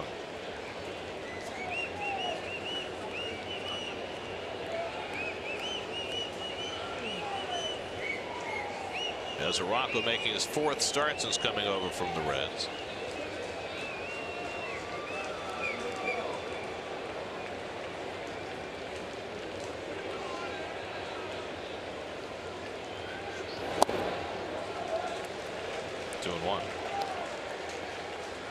Talked about Jaime Garcia and the great start his career got off to in St. Louis. His rookie season of 2010, when he came back from Tommy John surgery, he finished 3rd in the Rookie of the Year balloting, behind Buster Posey and Jason Hayward. Wow. Remember how good Jason Hayward was his rookie year in Atlanta? I remember that spring training he had to make the team. Punched foul by Mesoraco. Remember they had Hayward coming up that year, and they said, well, we got this other kid on the horizon who's pretty good too, his good friend Freddie Freeman. Yeah, one of the old scouts for the Braves that I had known since I was a kid said his roommate's a better hitter. I said, what's his roommate's name? He said, Freddie Freeman. I said, okay, whatever. And he was right, as always. Well, so far, Hayward's made more money, but Freeman's a lot better player. Freeman's doing all right. He is. That's still the worst contract in baseball history. I mean, to give that much money to a player who just is not a good offensive player, no matter how good his defense is. 2-2 coming, and it's down. Full count to Mesoraco. Second time that Garcia's gone to a full count against Mesoraco.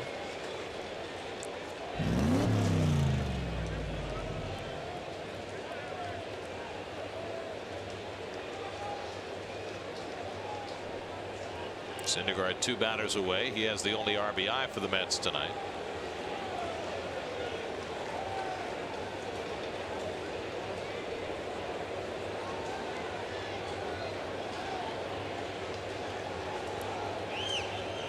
Three-two coming, and he walked him, and the Mets have 2 men on. 2 walks for Mesoraco tonight, 3 total for Garcia. And the Mets have first and second, nobody out for Reyes.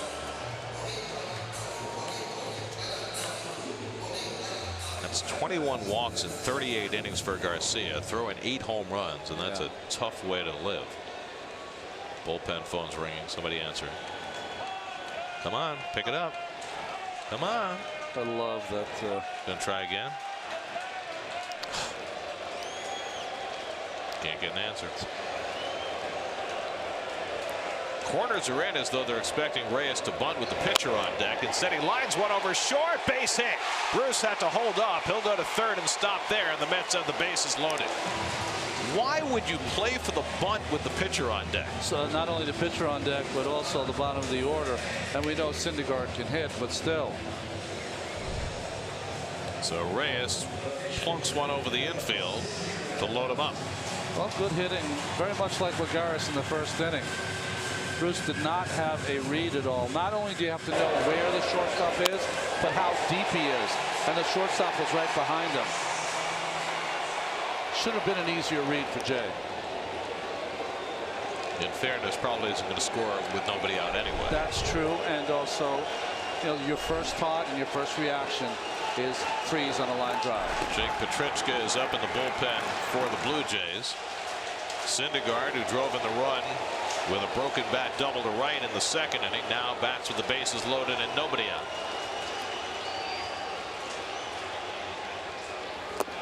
And he takes low and away from Garcia, ball 1. By the way, as the Blue Jays start to get their first bullpen action going, important to remember that the Blue Jays do not have their closer. Roberto Osuna was arrested on an assault charge last week. He is on administrative leave, and the former Met Tyler Clippard appears to be the closer of the moment for Toronto. Fastball strike to Syndergaard, 1-1. Bullpen has actually been a strength for Toronto, but without Ozuna, that just throws everything into flux. Well, their bullpen was supposed to be in flux, and their starters were supposed to be the strength. It's been the other way around. Bruce at third, Mesoraco at second, Reyes at first with nobody out. And Syndergaard gets one in the air to center field. This will get a run in. Pilar stands under it. Bruce tags at third. He comes on home with the tying run. Syndergaard's driven in both runs for the Mets tonight with a double and a sacrifice fly, and the game is even at 2. Well, I guess if you're not getting enough run support, provide it yourself. First 2 RBIs of the season for Syndergaard, who didn't have one last year in his abbreviated season. Nice at bat by Noah. No advance by Mesoraco or Reyes. First and second and 1 out now for Rosario, who grounded out to short his first time up.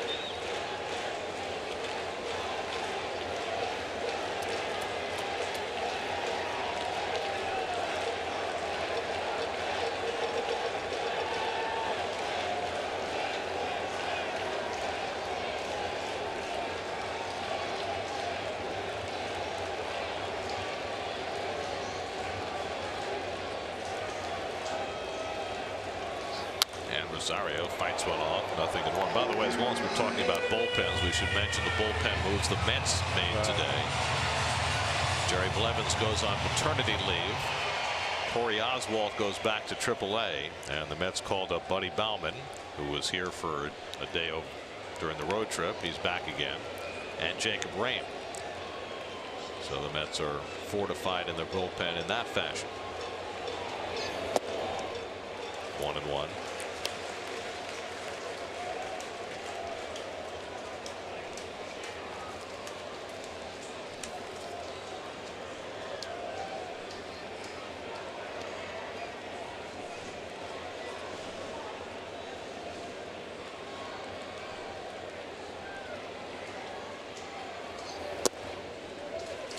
Changeup misses to Rosario, 2-1. I know this happened on Sunday, but Dom Smith was sent down. Jay Bruce off paternity leave. And there's news from Vegas that Phil Evans has been pulled from their game tonight, perhaps with an eye toward Cespedes and his status. That's driven in the air to deep right center field. Back goes Pilar to the track at the wall. He can't get it. It's in play.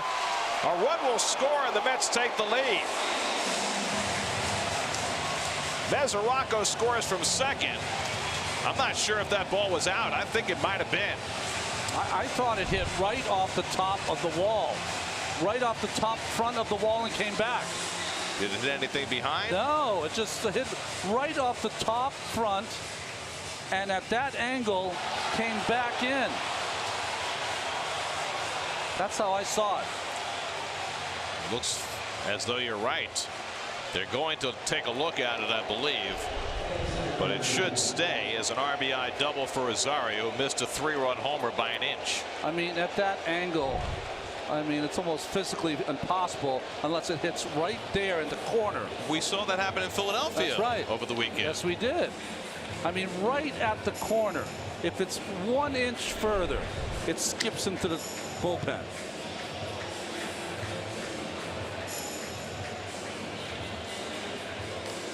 Off the top cushion. I thought for a second that it had hit something behind, but it did not. I was trying to still figure out why Reyes didn't score. So it's an RBI double for Rosario at the moment, and I don't think that's going to change, and the Mets go in front 3-2.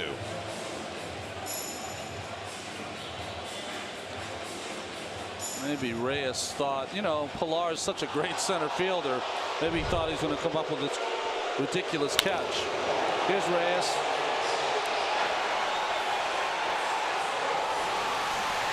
No, he did everything right. He just you know, he stayed there until he made sure Pilar didn't make the catch. And I think you're right. You have to be wary about Pilar because right. you talked about how deep he plays. That's the kind of play that he can make.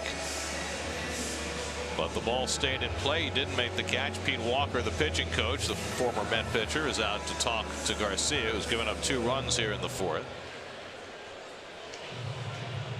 And the Mets with a chance to add on with 2nd and 3rd and 1 out, and Brandon Nimmo coming up. Well, Nimmo has struggled in his 2 at-bats against the lefty tonight. Would you think about a potential squeeze in this situation, even though it's 2nd and 3rd? You don't often squeeze in that spot. I think you take 2 shots with Nimmo, with Lagares. Trust your hitters to get a base hit here in this situation. Reyes has got to be alive for the ball in the dirt. Corners are in against Nimmo, who has struck out and flied out tonight. His first start against a lefty this year. And he gets a breaking ball and pops it up on the infield. Donaldson takes charge of it, and that's the 2nd out. So Nimmo now 0 for 9 against lefties this season, and that leaves runners at 2nd and 3rd with 2 out from Lagares. You know, like a lot of young players, Nimmo gets a little anxious when runners are on base to drive them in.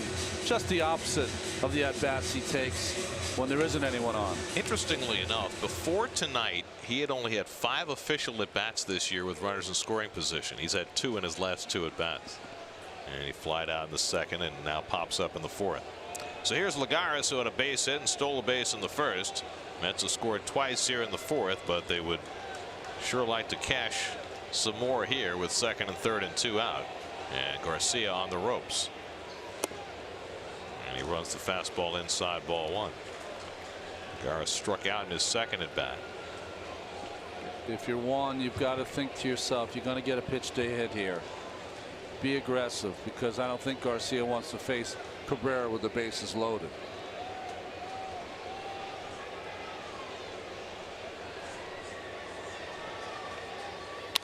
Hit toward the hole, base hit.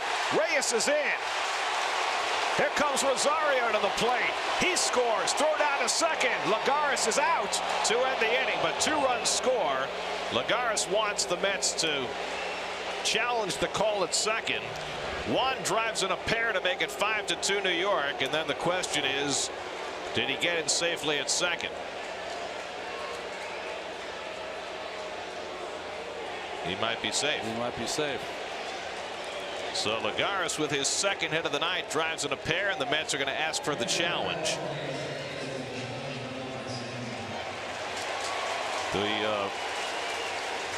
The view on the ball hit by Rosario did not count as a challenge. That's a crew chief review because of a boundary call. So that is not a challenge. This one is. Well, we'll look at the play at 2nd base. You can see the left hand. Concentrate on the left hand of Lagares.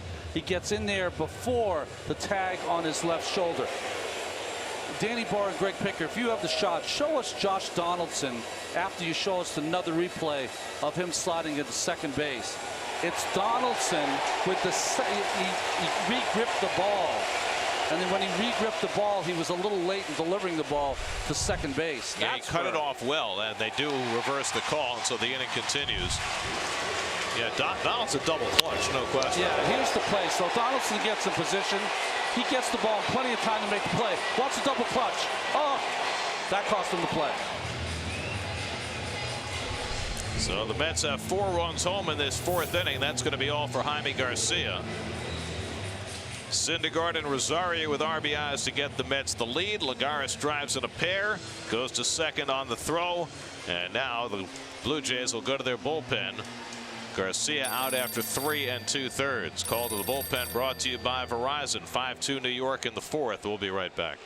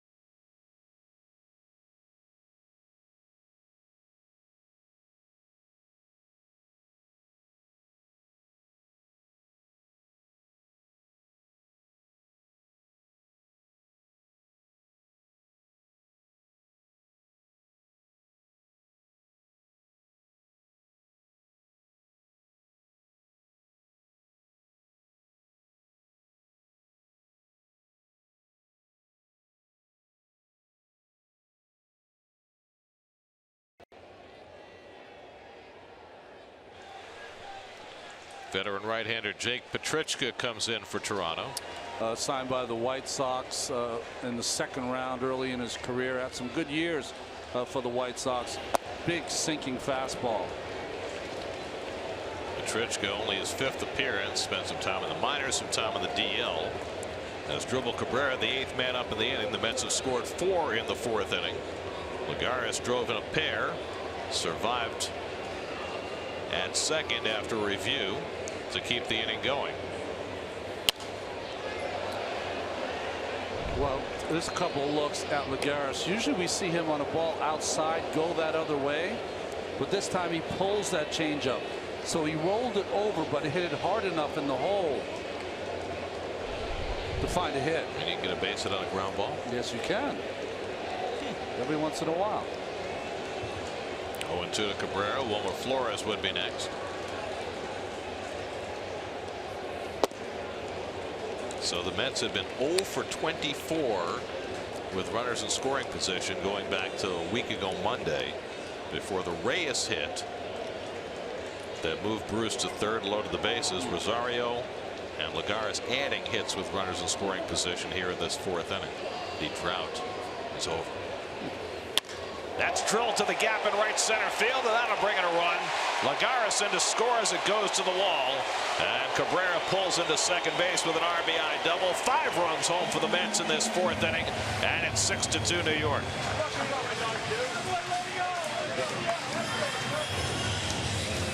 13th double of the year for Cabrera, top 5 in the league.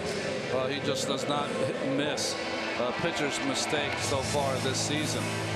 Beautiful swing from Cabrera, splits the outfielders. Easy run scored for Lagares.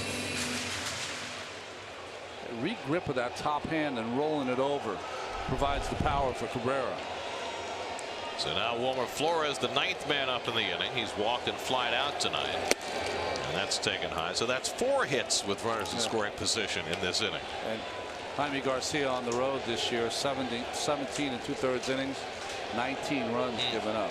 Tonight 3 2/3, 6 runs, 6 hits, 3 walks, 3 strikeouts. His ERA for the year up to 6.28. And you know, we talked earlier about the Blue Jays and the fact that they were supposed to have decent starting pitching this year, but there's not one starter in that rotation who's had a good year. I think the number I gave in their last 12 games are 4-8. Starters are 0-8 with an ERA 6.41. Flores gets jammed, flies one out to Granderson. He comes on to get it, and that retires the side. But 9 men came to bat, and 5 of them scored as the Mets grabbed the lead. 6-2 New York after 4.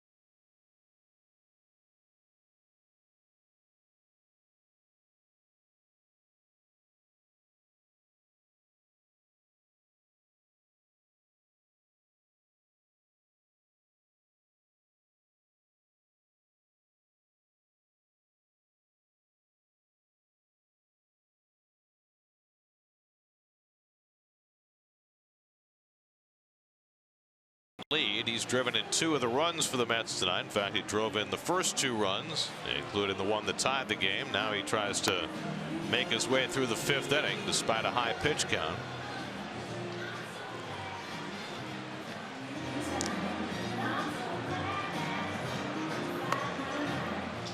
Here's your game summary. Syndergaard has struck out 7 over the first 4 innings. Jaime Garcia knocked out after 3 2/3, charged with 6 runs and 6 hits. And now Syndergaard will start his 3rd time through the batting order. Curtis Granderson leads off. Granderson had a base hit, stole a base, and scored a run in the 3rd. And Noah sails one outside for ball 1. Granderson, Donaldson, and Smoke as the Blue Jays try to fight back.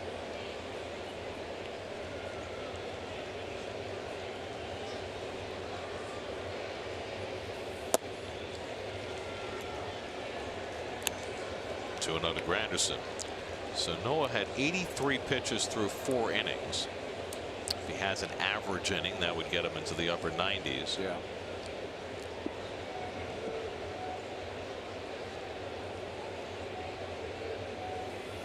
That's a good changeup, 2-1. So at what point does Syndergaard and DeGrom get a little more rope and be able to get allowed to throw 115 pitches and start? Well, I think that if it's a easy game where everything seems to be working in order and pitches are strikes and you're not pitching behind in the count, I think you will be pushed. But the last couple innings have not been easy for Noah. So you figure if he gets through the 5th, he's probably done. I think so, especially after an off day. 2 new pitchers in the bullpen, etc., etc. We've seen a lot of Mets starters on the Citi Field mound already today. That's right.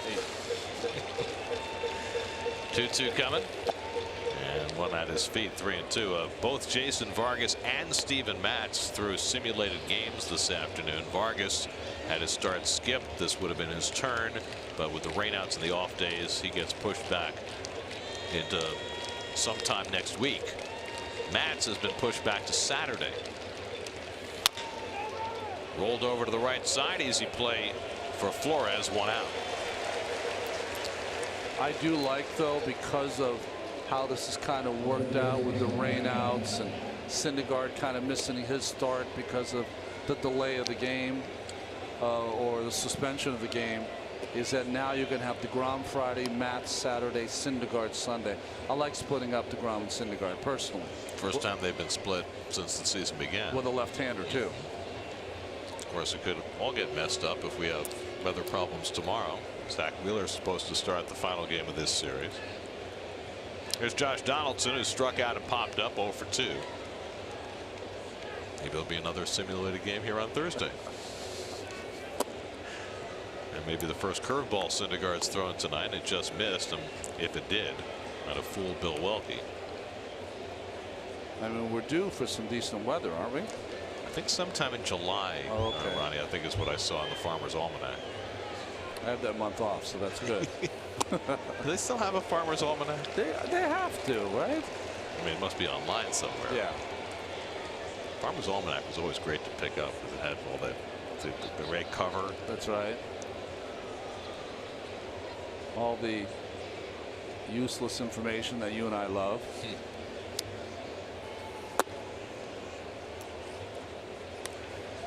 Well, Syndergaard keeps spinning it.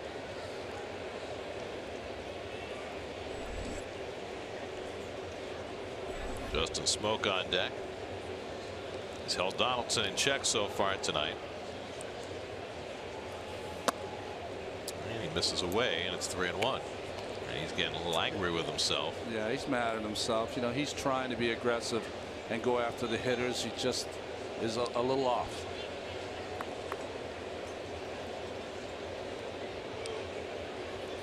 And Donaldson rockets one in the left center for a base hit. That'll go all the way to the wall.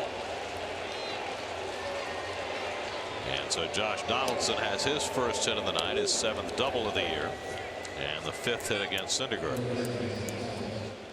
For a shorter man of stature, this guy delivers some serious bat speed to the ball. Pound for pound, about as strong as anyone in the game. Big high leg kick like Justin Turner. Follow through with one hand. So he's in scoring position with one out for Smoke, who had a base hit and scored a run in the third. And a first pitch curveball. That one's a strike.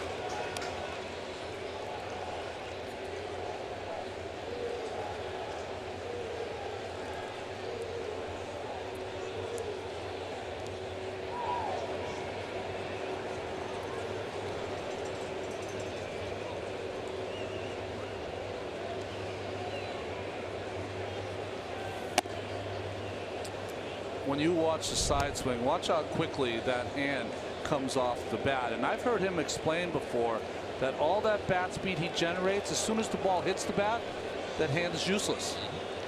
Feels like he gets a better follow through by letting go.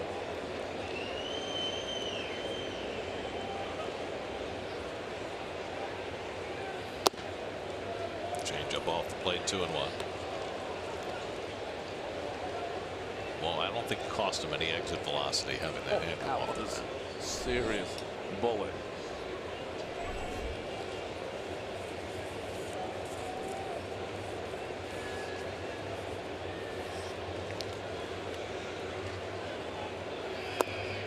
And again, Noah falls behind 3-1. Second straight hitter he's fallen behind. He came with a 3-1 fastball to Donaldson, who smoked a double. Now he's behind 3-1 on Smoke, and that gets Seth Lugo to work, with Syndergaard up to 98 pitches, working with one out in the fifth. So he's going to have to work hard to qualify for a victory today. He's got 2 more outs to secure. Teoscar Hernandez, the cleanup hitter, on deck. And he walks Smoke, and the Blue Jays have 2 men on. Second walk for Syndergaard, and that'll get him a visit from Dave Island. We'd like to give a shout out to Superfan winners of the SNY Superfan Sweepstakes, courtesy of Fios by Verizon. With the 100% fiber optic network, you've got the best place to watch your Mets all season long. Visit sny.tv/Fios. Hi, guys. It's very comfortable.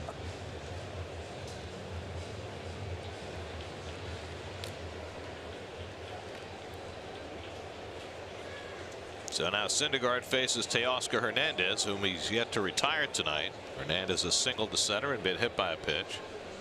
The most pitches Syndergaard has thrown in a start this year is 103. He's about to throw a number 100 tonight. As a pitcher, you're like, two-seamer, hit it on the ground, double play, get me out of this nightmare. Well, so far he's been able to command his at-bats better than he's been able to command his off-speed stuff.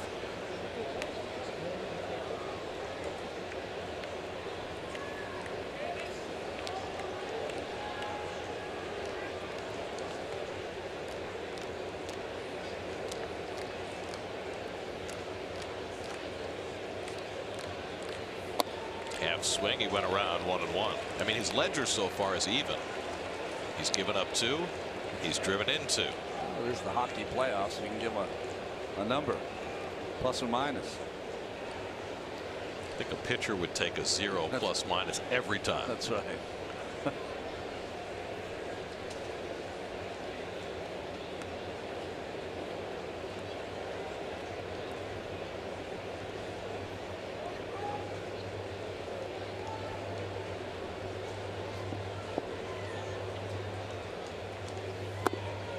Slider off the plate, 2-1.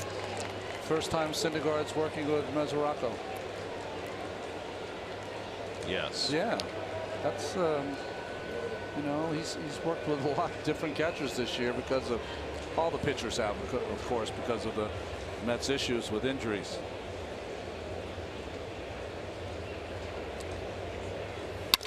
Ground ball, double play ball. Cabrera with the turn, side retired. Just what Syndergaard needed to get through 5 innings with the lead. 6-4-3 double play. Halfway through, 6-2 New York.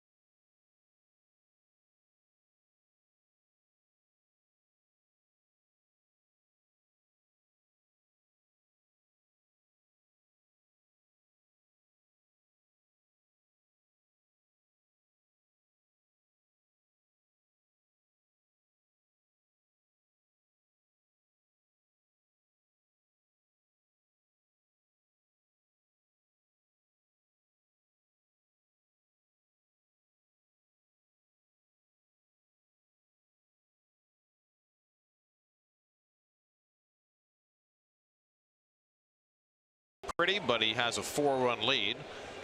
We think he's done for the night, but we don't know for sure.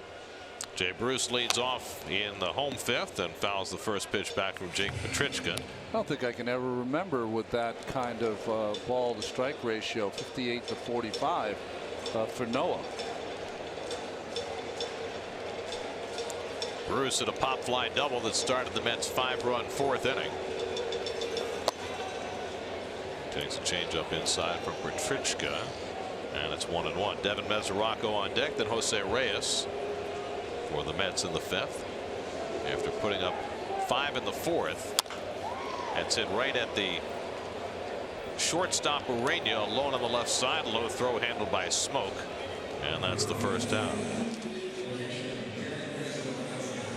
Well, Smoke is real short-handed at first base. See how he gets out there, kind of shorten the distance so he doesn't make that hop and in between hop. Nice job by Mr. Smoke. Smoke pancaked it.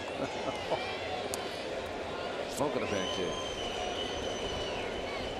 Here's Devin Mesoraco, who's walked twice and scored 2 runs tonight.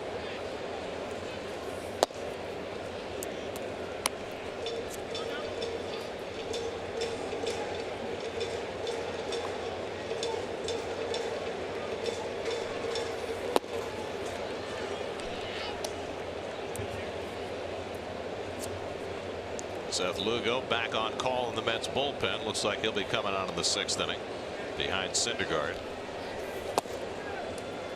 97 from Petrichka. That's not his norm.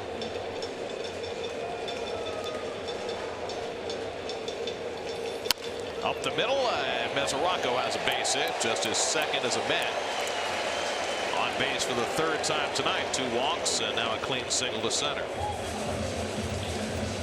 Let's take a look at the road ahead, presented by Buick. Day game tomorrow to close out this series.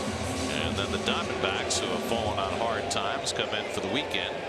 3 games Friday, Saturday, Sunday. Then the Marlins are in for 3, including our outdoor affair on Monday night. Oh, nice. There's Reyes. And he flies one out to center. Pilar with plenty of room. 2 out. Mesoraco back to first. Well, we might be working tonight, but no one worked harder than number 17 today. How many different appearances did he do for his book tour? I think he cloned himself, and he didn't tell us. Adrian Gonzalez will bat for Syndergaard. Well, his book officially was released today. His autobiographical account of his early days. Tuesday is usually the day they release books. How come is that? I don't know. I've never written a book. You have. I know. I was just wondering it today. Someone told me that Tuesday is usually the day, and I haven't gotten an answer yet from anyone. So Keith went into full book tour hyperdrive today. And I understand he'll be making a book signing appearance in the Jackie Robinson Rotunda here on Friday night, 5:30 to 6:30. Has that been cleared with our producer, Greg? Does he know about that? You mean to mention it, or that he's going to be doing it? Doing it prior to his work here in the booth. I'm sure that while he's doing the book signing, he'll be doing his full preparation for the game. Very nice. Maybe the folks that are in line, while they're in line, can on their phone work a little bit on the Diamondbacks and give them a little piece of information, a little index card. Yeah, maybe not.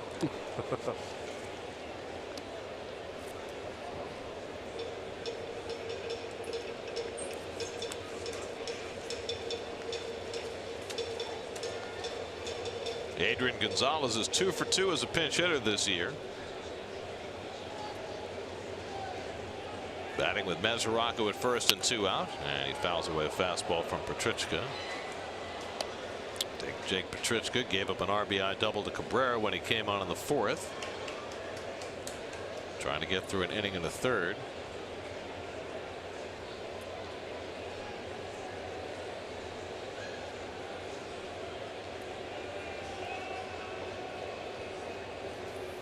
That's drilled into right field, a base hit. Mesoraco will go first to third. And Gonzalez is now 3 for 3 as a pinch hitter this year. Well, that 8th hole pretty productive tonight. A couple of base hits, sacrifice fly, 2 RBIs by Syndergaard now, and a bullet by Egon. So the Mets trying to tack on. That's their 9th hit of the night. And here's Rosario, who drove in a run with a double off the top cushion of the fence in right center. Also hit a BB in his first at bat, even though it was a ground out. So coming off the road trip and first 2 at bats here, quite nice. Tops one foul.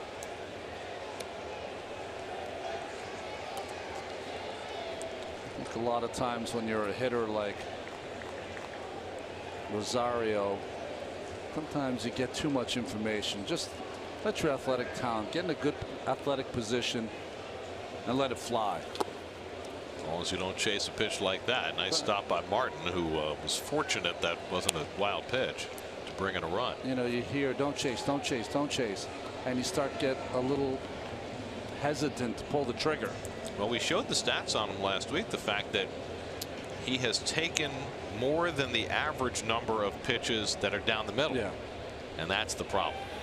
That's up the middle, and that's a base hit, and that'll bring in another run. Mesoraco trots in to score. Second RBI of the night for Rosario. And it's 7-2 New York.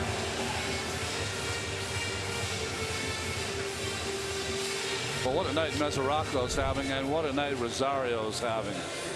Try to come inside with that sinker. It splits the heart, but right back up the middle with something on. He's hit 3 balls hard tonight.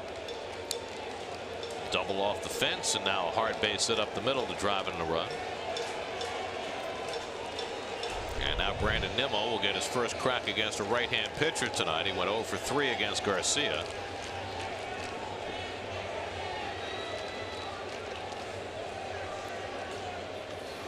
And Brandon holds up the swing.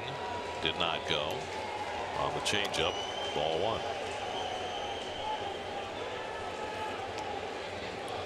Gonzalez at second, Rosario at first. That's with a chance to blow the doors off this game in the 5th inning.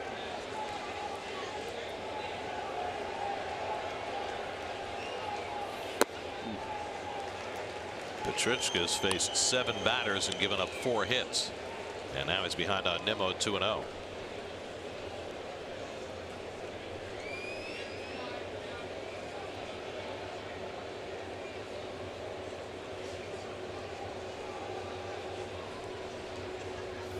And Nimmo pulls one just foul. Oh, nice play off the Karen. Not such a nice play there. Try again. Good handoff. Very nice. People are so nice. Everyone's so nice nowadays. It's a little disturbing. Really goes against your grain, doesn't it? It just doesn't feel right. Nimmo lines one to center field. That's a base hit. Gonzalez to third. It's bobbled by Pilar. Gonzalez scores. Nimmo racing for second. He's in standing. It's now 8-2 New York.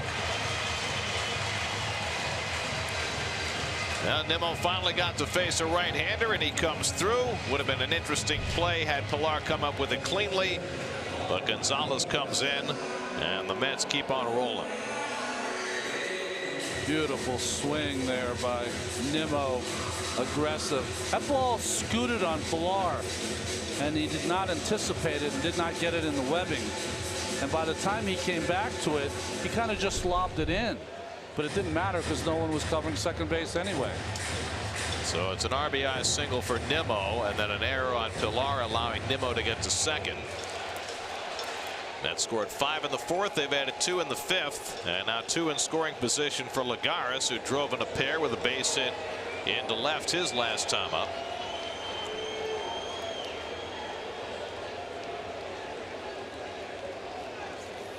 Mets haven't had a game like this since that last game in San Diego, when they scored 14 runs on that Sunday. This is where you want to get greedy if you're Lagares. Keep it going. Drive in a couple more. 2 hits already tonight for Juan and 2 RBIs. Further action now in the Toronto bullpen as Petrichka struggles. He's faced 8 batters, given up 5 hits. Deck McGuire, former Blue Jays first-round draft pick who has come back to them, is up in the bullpen.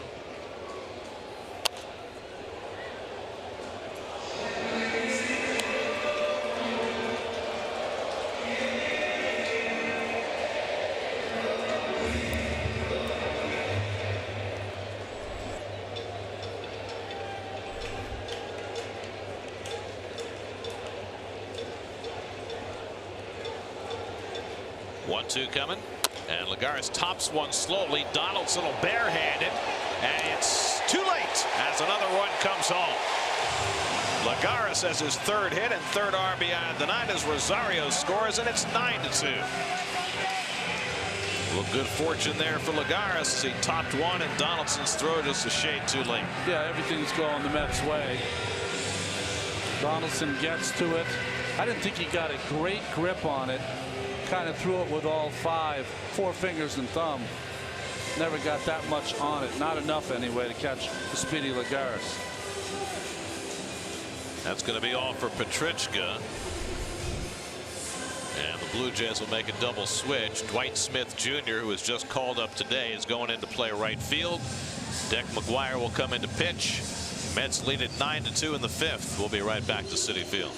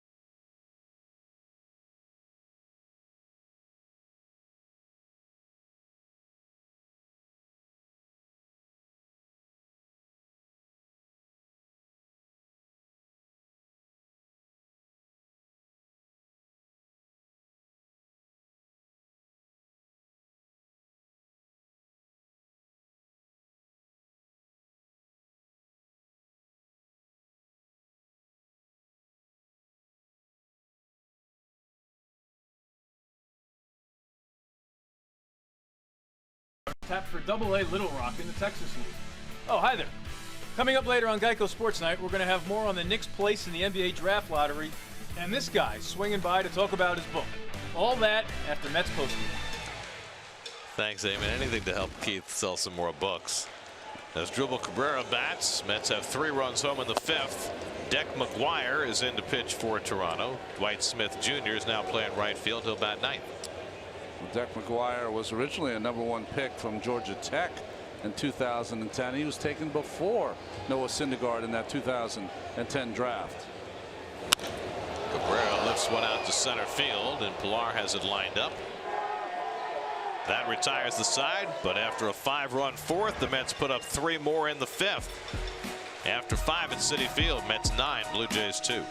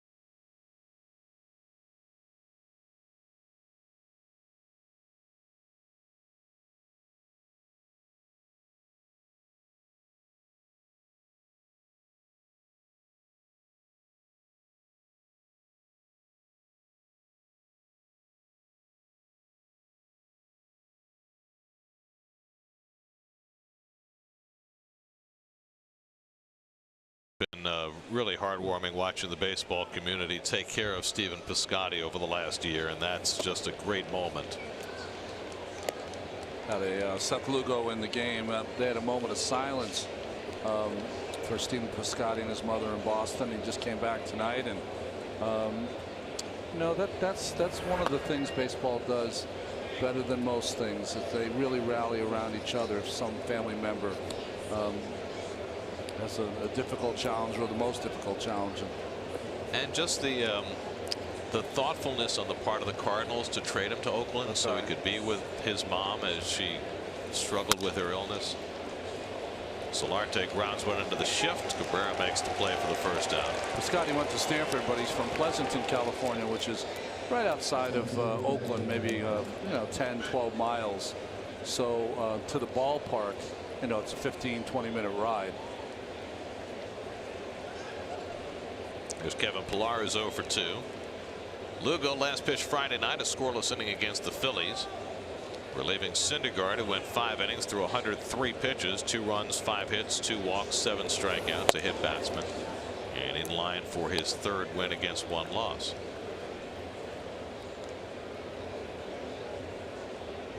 Pillar is grounded out and flied out. Russell Martin waiting on deck. And the curveball drops in for a strike. The Cubs rallied for 2 in the 9th against Arodys Vizcaíno to cool down the Braves. Addison Russell and Ben Zobrist with 9th inning RBIs, and the Cubs win 3-2. Vizcaíno's been pretty good too, right? Well, that whole team, I mean, they've just been playing so well. And they got another good start tonight from Mike Foltynewicz, 10 strikeouts in 5 innings. He's turned the corner.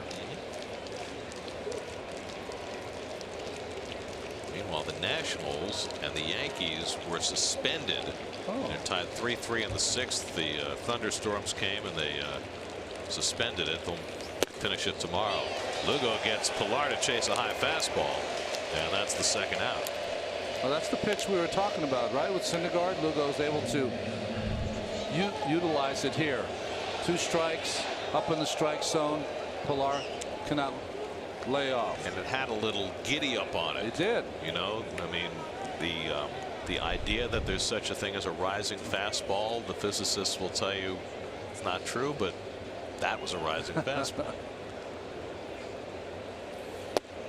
Well, the physics of it, I understand that it's supposed to rise because of the gravitational pull, but if it doesn't sink, then it appears to be rising. Right. Because the natural tendency of any ball, once it's been released, is to head toward the ground. That's right. Russell Martin has walked and grounded out. I think Mr. Newton proved that. Yes, he did. Once the apple struck him in the knob. And he wasn't even good at baseball. Well, if he'd had a bat in his hand instead of a book. That's right. We needed a book in his hand. Curveball bounced foul, and it's 1-2 to Martin.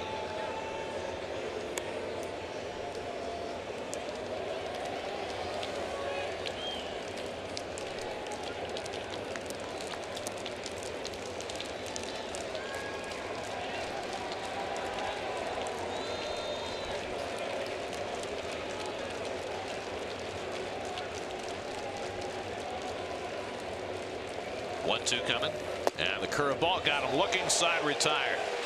Nice inning for Seth Lugo. 1-2-3 with a couple of strikeouts, and he leaves Russell Martin pondering and muttering. High spin rate. There it is. Slow motion spin rate.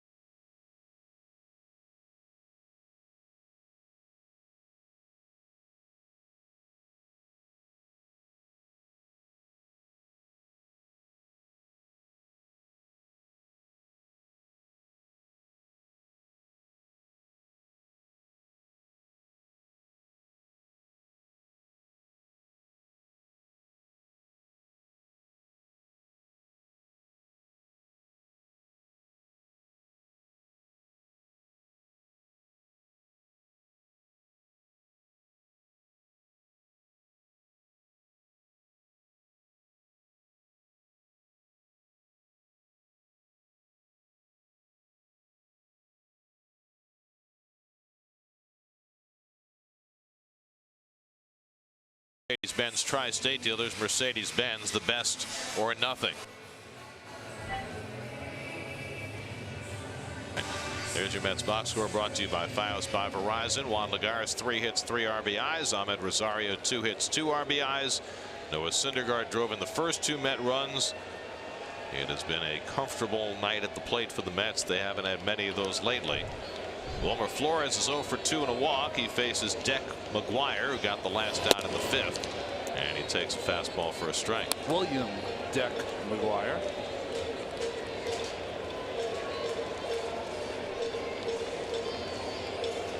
Jay Bruce on deck, then Devin Mesoraco. And the breaking ball in for a strike. So in the month of May before tonight, the Mets with runners in scoring position were 7 for 61. Tonight with runners in scoring position, they're 7 for 13. That's crazy. Wow. And he went around on the half swing, and Flores is a strikeout victim, 1 away. That was a good fake by Wilmer. If you notice the breaking ball in the dirt, he tried to get back into position and smooth out the dirt like it was not going to be called, but went too far.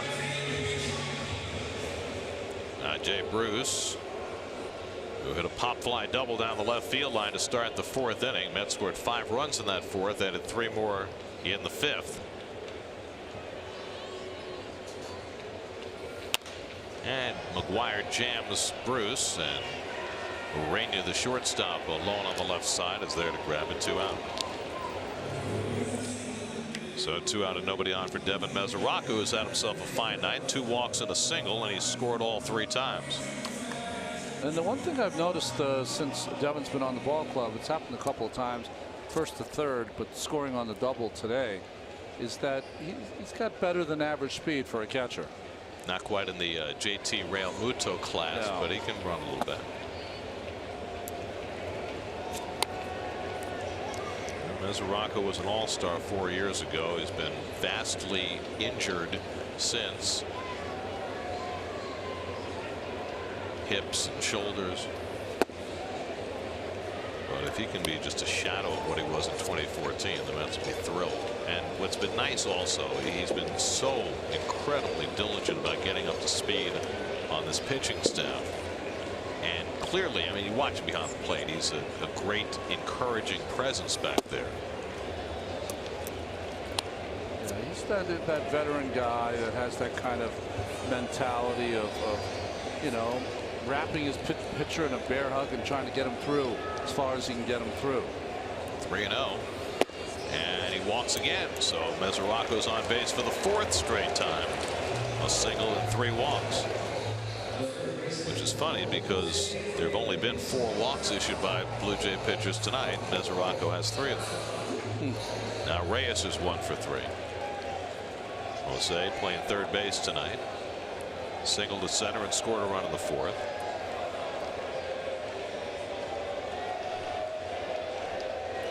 So Deck McGuire was a first-round pick by the Blue Jays in 2010. They sent him to Oakland 4 years after they drafted him.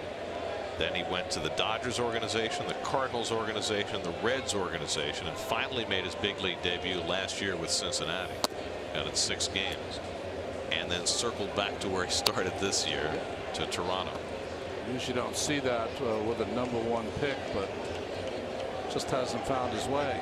He made 5 starts in AAA for Buffalo before they called him up. This is his first appearance as a Blue Jay 8 years after they drafted him. Curveball in for a strike to Reyes, and it's 0-2. That's a nasty hook. You know, in that draft you mentioned, they picked Syndergaard 38th. Yeah. They took McGuire 11th. In between, they took Aaron Sanchez with the 34th pick. So they got 3 pitchers in the first round of that draft, and 2 of them have done pretty well for themselves. It's pulled foul. Sanchez a little bit of a mystery so far this year. I don't get it, and I know that he's had some issues with blisters and other things. He's missed some time, but you know, 2 seasons ago, could have been 3 now. He was, I think, 11-2 at the half, or Cy Young candidate. ERA title in 2016. Heavy sinker, good breaking ball.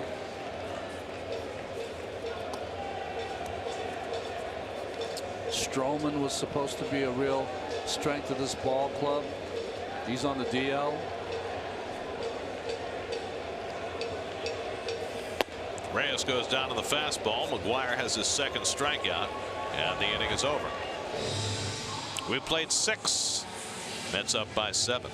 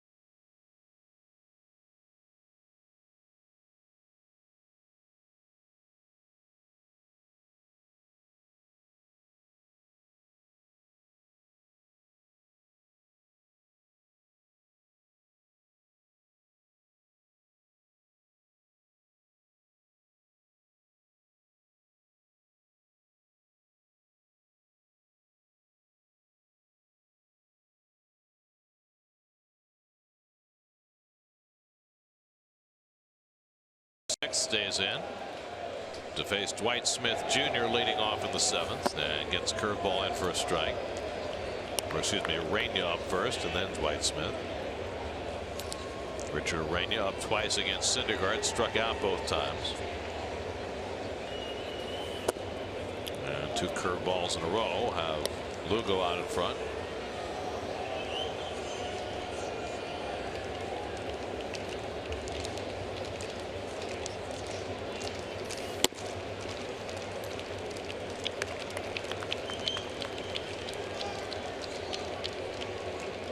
Just tuning in, wondering about the lateness of the hour. We got an hour and 26-minute rain delay at the start.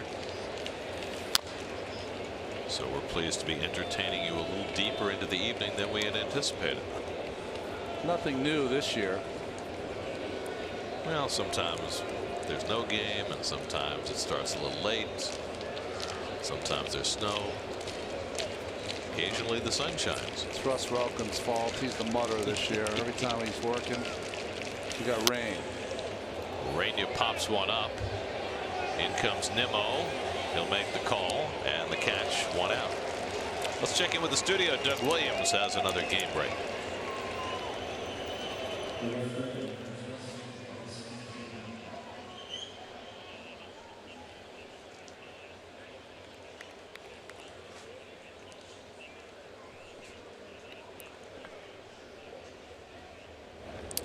That National League Central started the day with 4 teams bunched within 2 games of one another, with the Cubs in 4th place. That'll work them in good stead.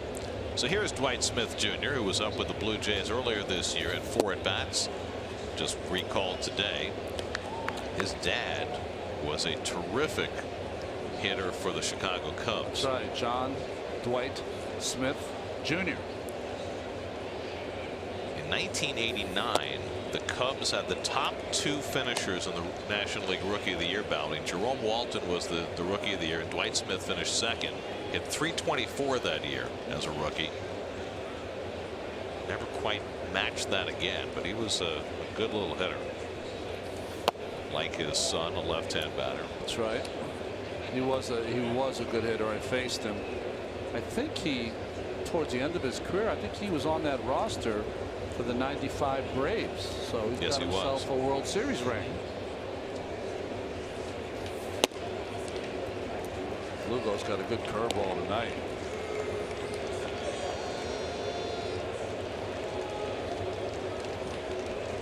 In fact, Dwight Smith played in the postseason in '95 with the Braves. Had a hit in the World Series. 3-2 now to Smith. Curtis Granderson waits on deck for Toronto. Mets and Blue Jays came into this series in similar straits. Both teams got off to very good starts and have been scuffling the last few weeks. Swing and a miss. He got him with a curveball. Third strikeout at 5 batters for Lugo. 2 out and nobody on. And it's been the curveball that has just been nasty so far for Lugo. Has dominated the hitters.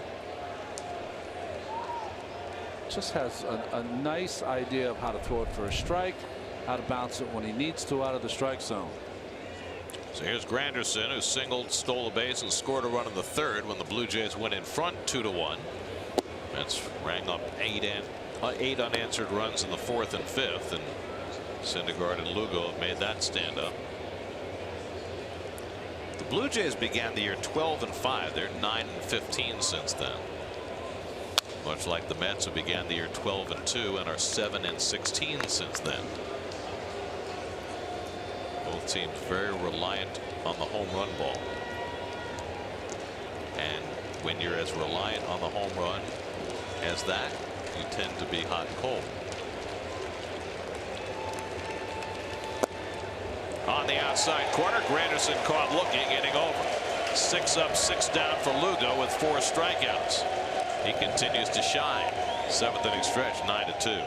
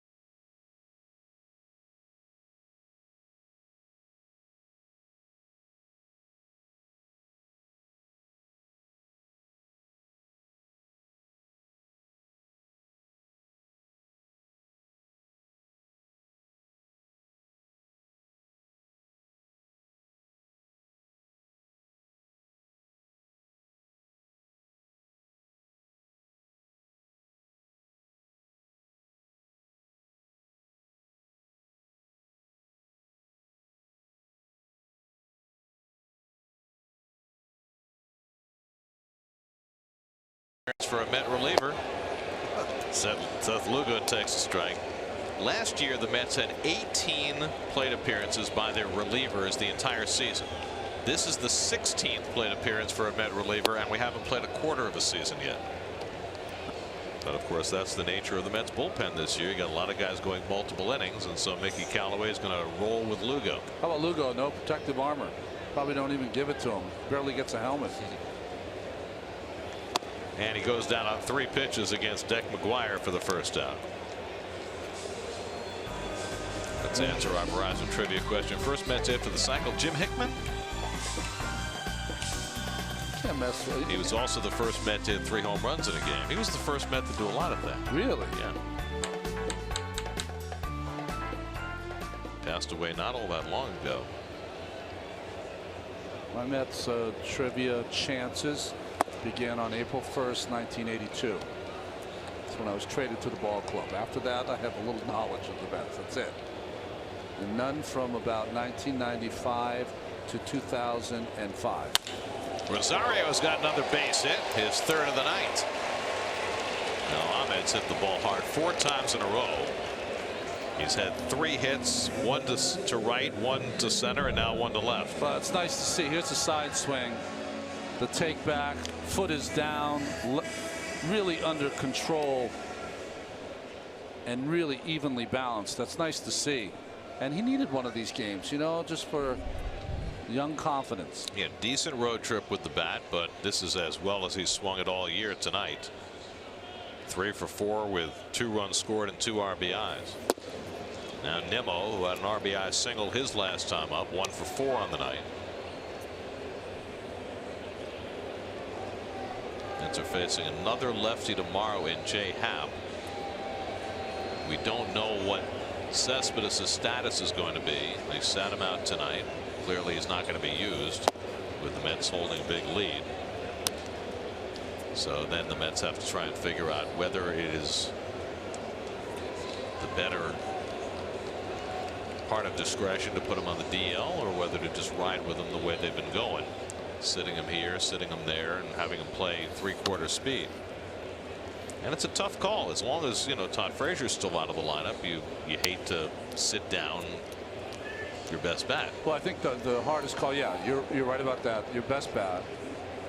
But I think what's making it a harder call is I think in the past there has always been a discussion, you know, with their best player Cespedes and the training staff and then the front office to try to, you know, they want Cespedes in there too, to give him the benefit of the doubt. Hey, do you feel good enough to play? And he's tried to play through pain, but there's been bad consequences, and I think that's what makes it a tough call. Right. Double play ball.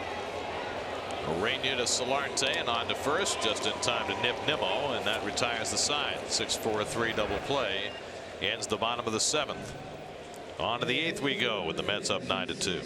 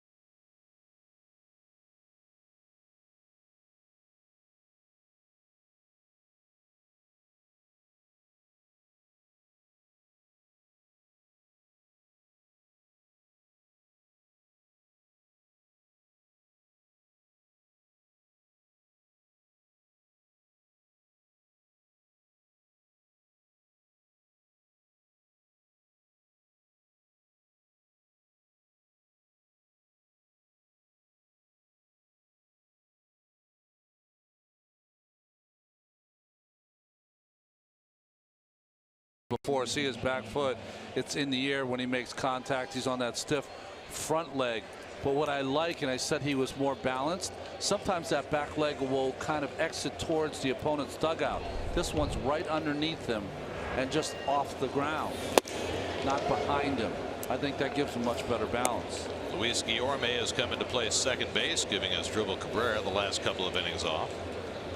Josh Donaldson leaving off the 8th inning against Seth Lugo, and it's the curveball foul. Let's check in with Steve Gelb. Steve. And fellas, I think with Ahmed Rosario, that's what you call progress, and it's something that they've been working on a lot, that back foot. They wanted to wait to work on that until he got the strike zone a little bit under control. That was really the first aspect that the guys were working on, the hitting guys were working on with Rosario. They feel like his strike zone has gotten better, and over the last week and a half, they've focused in batting practice on that back leg and keeping it down.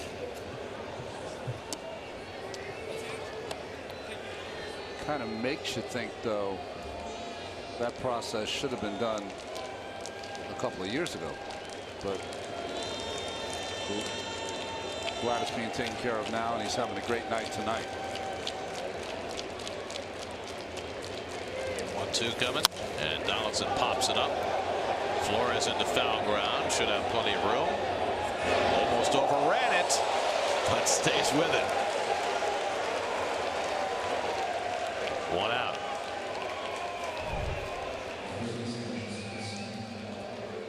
Hard to analyze this play, but overran it a little bit.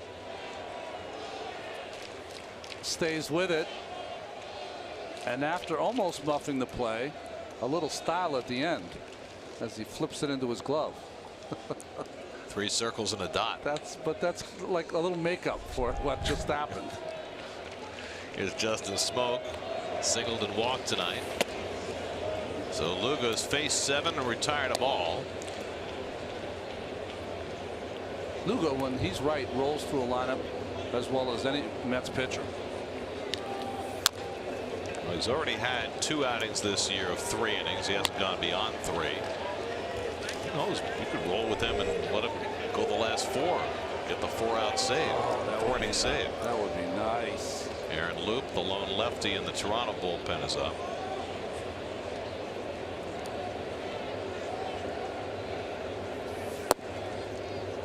Changeup misses, 2-1 to Smoke. Pitcher spot due up next for Toronto.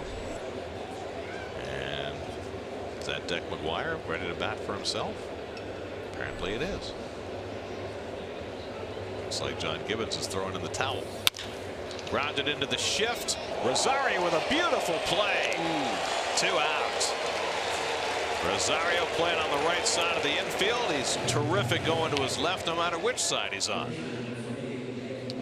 Well, just took a nice angle. The difficult part of this play is that is it going to hit the lip? And it did not. It went right from the dirt into his glove. So he caught it before, had a chance maybe to hit that lip. Took the beautiful angle and made the play easy. So now the pitcher McGuire will bat. And he laces one into left field for a base hit. So how about that? No throwing in the towel here. Is that his first hit? They want the ball. I mean, American League pitcher, although he's been around Cincinnati last year. He was 0 for 3 last year with the Reds. Now Deck McGuire sees 1 pitch from Seth Lugo, who had retired 8 batters in a row, and of course he gets a base hit. Bullet. So they'll save that one for his mantelpiece. Now Yangervis Solarte, who drove in the 2 Toronto runs with a 3rd inning single.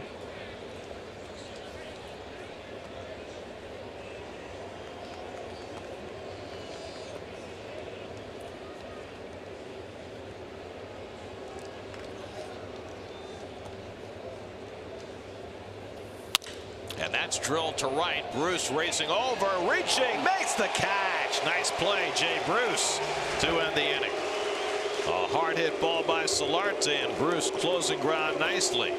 Lugo gets a couple of nice defensive plays made behind him. This an odd one by Flores, a fine one by Rosario, and then a nice running play by Bruce. And that's what gets Lugo through the 8th. 9-2 New York. Good recovery.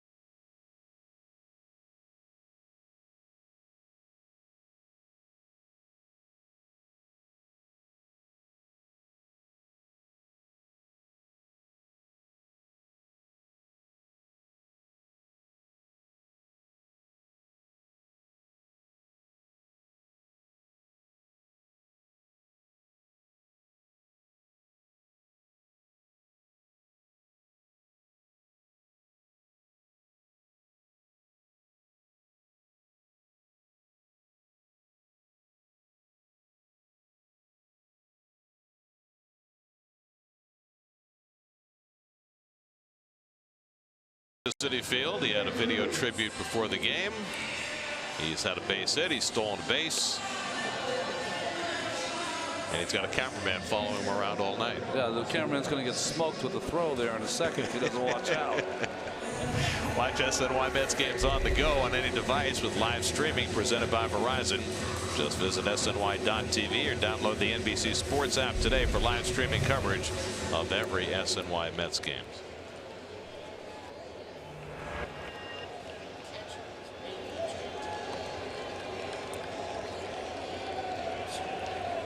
Luke Maley is now catching for Toronto.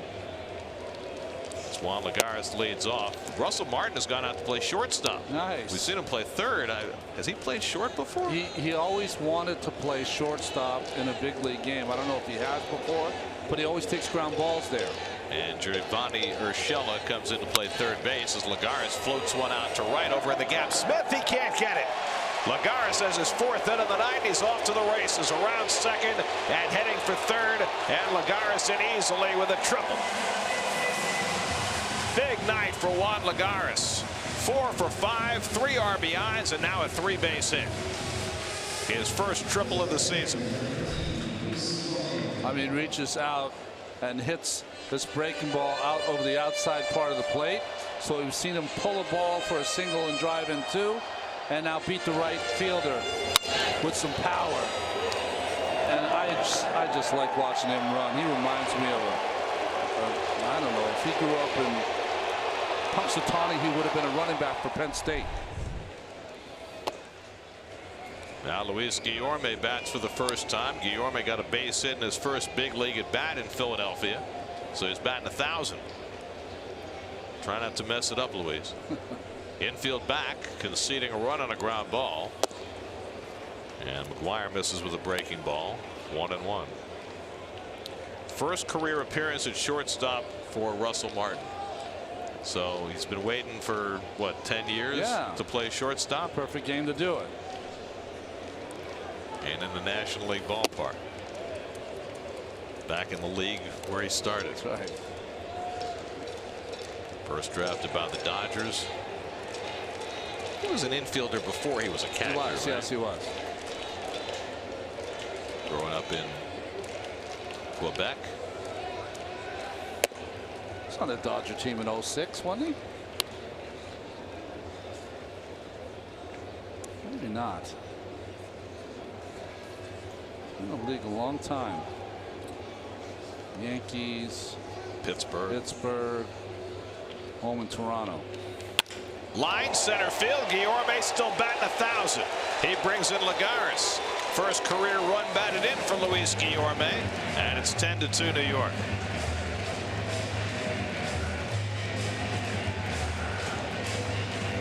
How about that? Known for his glove, and he's batting 1,000. No gloves. Little top hand here by Guillorme. He gets himself a run batted in. Not only can catch a bat, but knows how to use one. So he's 2 for 2 in the big leagues. Mets have 15 hits on the night. Now Flores goes after a high fastball. Wilmer has not joined the party. 0 for 3 and a walk tonight. Big night still for Lagares, who has 4 hits and 3 RBIs. Rosario, who has 3 hits and 2 RBIs. Mesoraco, who's been on base 4 times and scored 3 runs.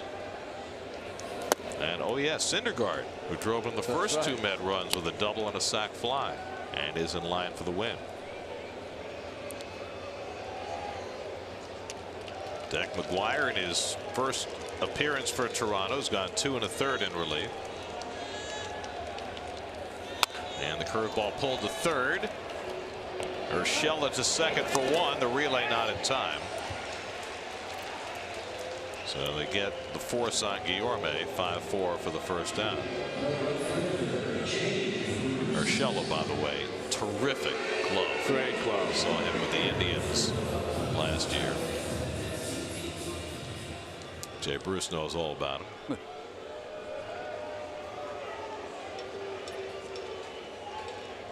By the way, the regular third baseman for the Indians, Mr. Ramirez, what a year he's having.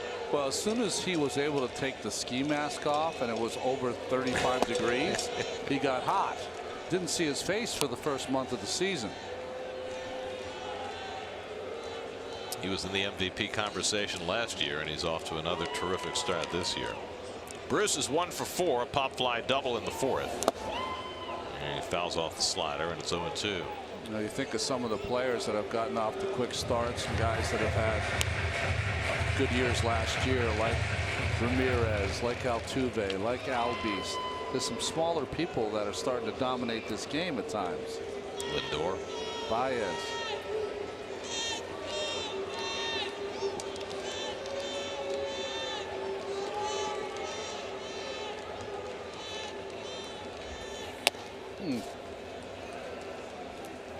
Back door. I don't know how Maley caught that ball, to tell you the truth.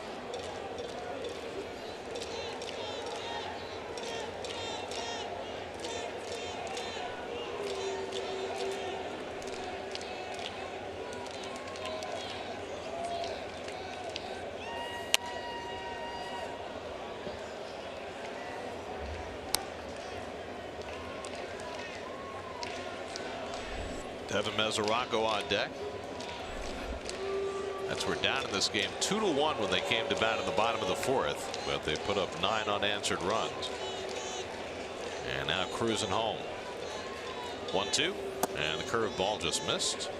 2-2 to Bruce. Deck McGuire, 8 years after being drafted in the 1st round by the Blue Jays, making his Toronto Blue Jay debut. It's a long and winding road. How about the kid the Texas Rangers called up over the weekend? Brendan Mann. Yeah. 17 years in the minor leagues. Finally got his first big league cup of coffee. There's Jacob Rame, who was just recalled today. Looks like he'll get the 9th inning.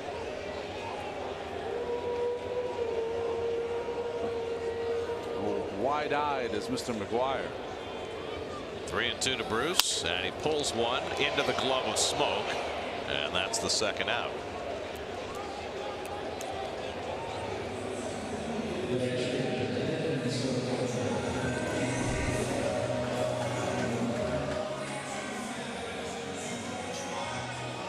Well, easy play for Smoke. I was just thinking, because they had Bruce played in the shift, Russell Martin could have got his first ball as a shortstop on the right side of second base. Back in his original position now. Now Mesoraco has not been retired tonight. 3 walks and a single. He scored 3 runs, and he pops this one a mile high, and that'll sail into the crowd. Jaime Garcia is on the hook for Toronto. He went 3 2/3, allowed 6 runs, 6 hits, 3 walks. Jake Petrichka worked an inning, allowed 3 runs, 6 hits in that 1 inning, and Deck McGuire took over from there. He's given up a run over 3 innings of work.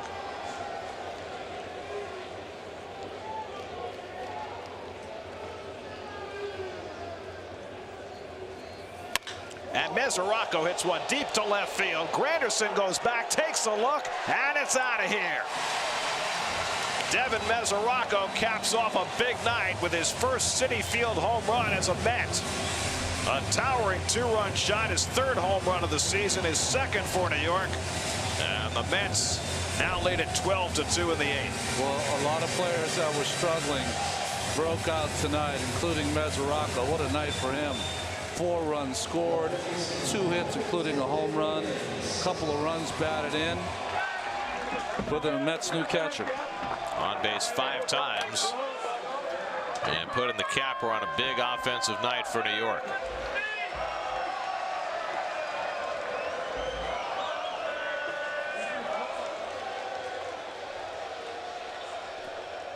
So with all the scoring the Mets have done tonight, that's their first home run. Talked earlier about how this team is designed to score with the home run ball. Well, there's the home run ball. They did a lot of scoring without it tonight. Yes, they did. But it's nice to see. Towering shot by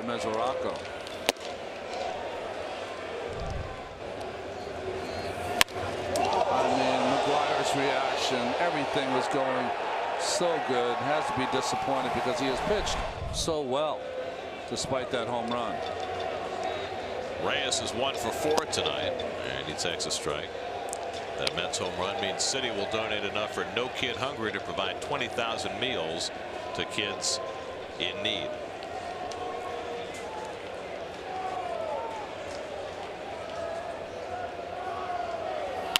Reyes grounds one to the right side. Solarte slides over to get it. That retires the side, but the Mets add 3 more in the 8th. Mesoraco goes deep. It's 12-2.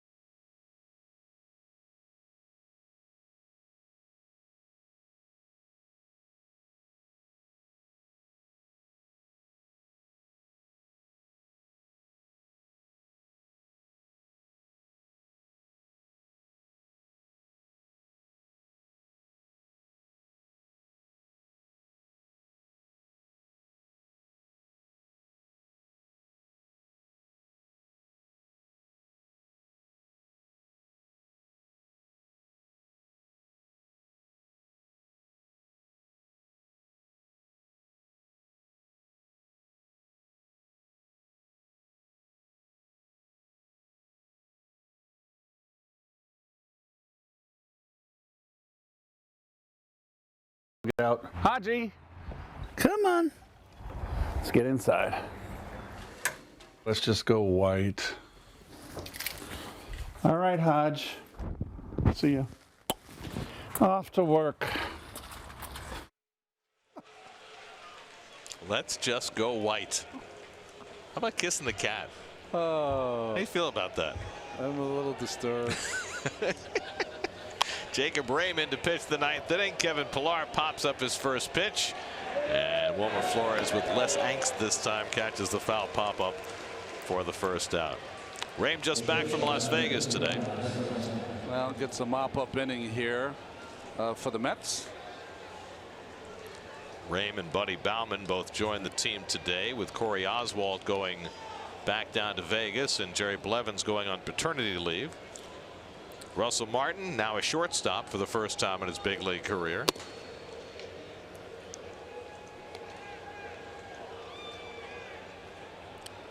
Martin, by the way, the 7th different shortstop for the Jays this year, and Tulowitzki still hasn't played. Fly ball out to right field, and Jay Bruce right there waiting for it. Martin is now 0 for 1 as a shortstop, and the Jays are down to their final out of the night. What's coming up on WB Mason Postgame Live? Let's find out from the guys in the studio.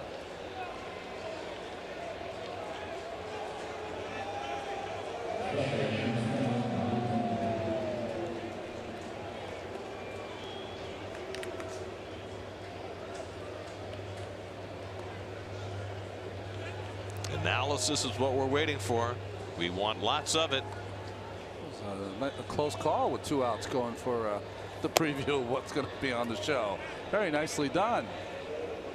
Jacob Raym threw 3 pitches to get the first 2 outs. Now he's got Luke Maile up for the first time. Maile off to a nice start at the plate this year as the backup catcher, and he takes a strike, and it's 1-1.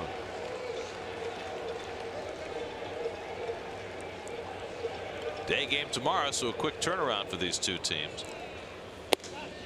Hoping to dodge the raindrops. I know he hasn't pitched like he can, but a little harder mark tomorrow with J Happ. He can have some real big games. He hasn't had them this year as much. Zach Wheeler goes tomorrow for the Mets, coming off a very good start his last time out in Cincinnati. And now the Jays are down to their final strike.